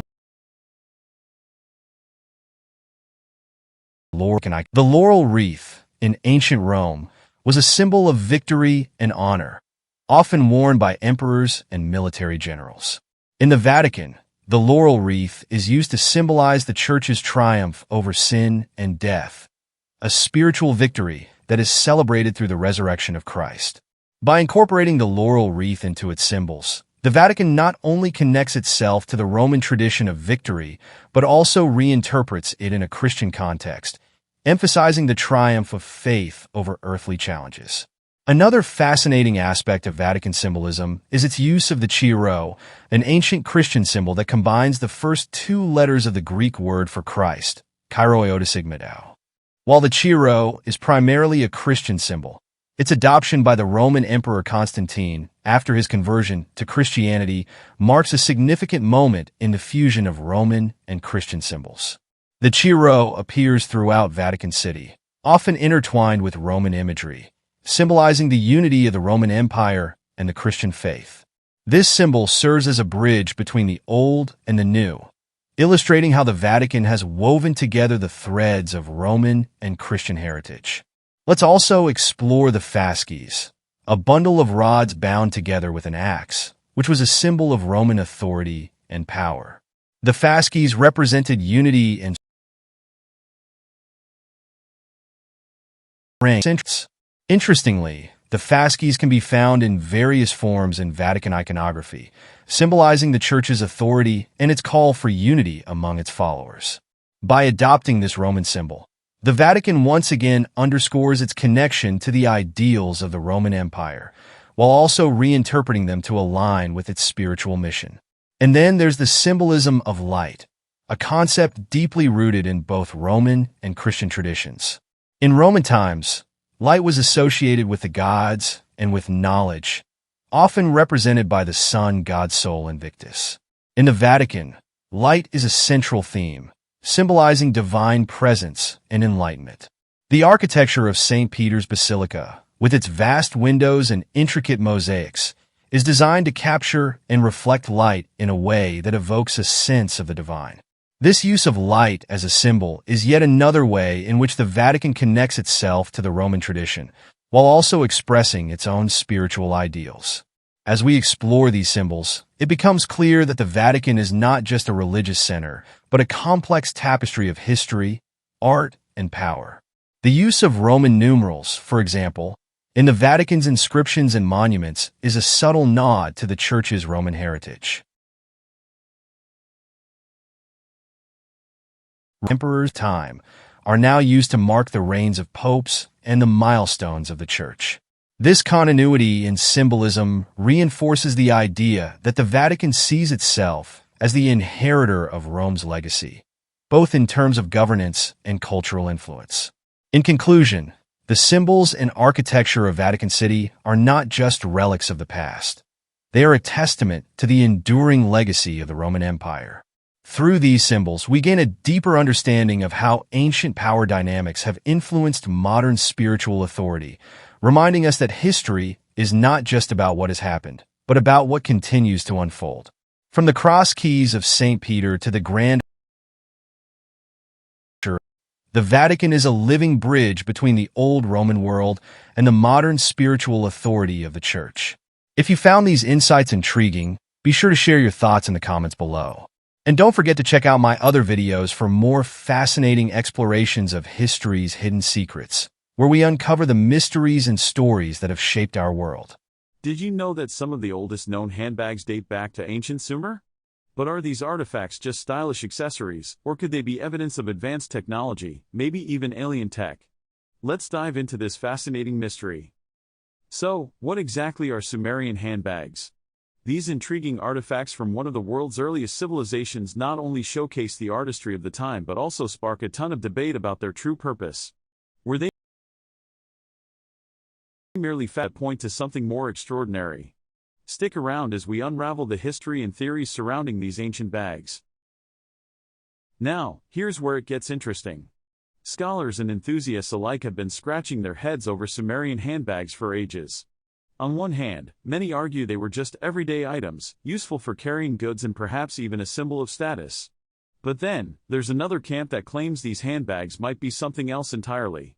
Some people even suggest they could be remnants of advanced technology, possibly linked to extraterrestrial influences. I mean, can you imagine? Handbags that are more than just fashion? It's a wild thought, and honestly, it raises more questions than answers. What were they really used for? Did they have hidden functions we're just not aware of? Let's dig deeper. Alright, let's take a closer look at these handbags. Archaeological evidence shows us that they came in various shapes and sizes, often beautifully crafted with intricate designs. Some even feature symbols that are still being deciphered today. But here's where it gets real. Modern interpretations of these items suggest they could have served multiple purposes. Some researchers propose that they were used in rituals or as storage for sacred items. The craftsmanship is stunning, and it makes you wonder about the skills and resources available to the Sumerians. In contrast, ancient texts and depictions seem to hint at a more practical use, like carrying everyday goods. So, were they just fashion items, or did they have a deeper significance?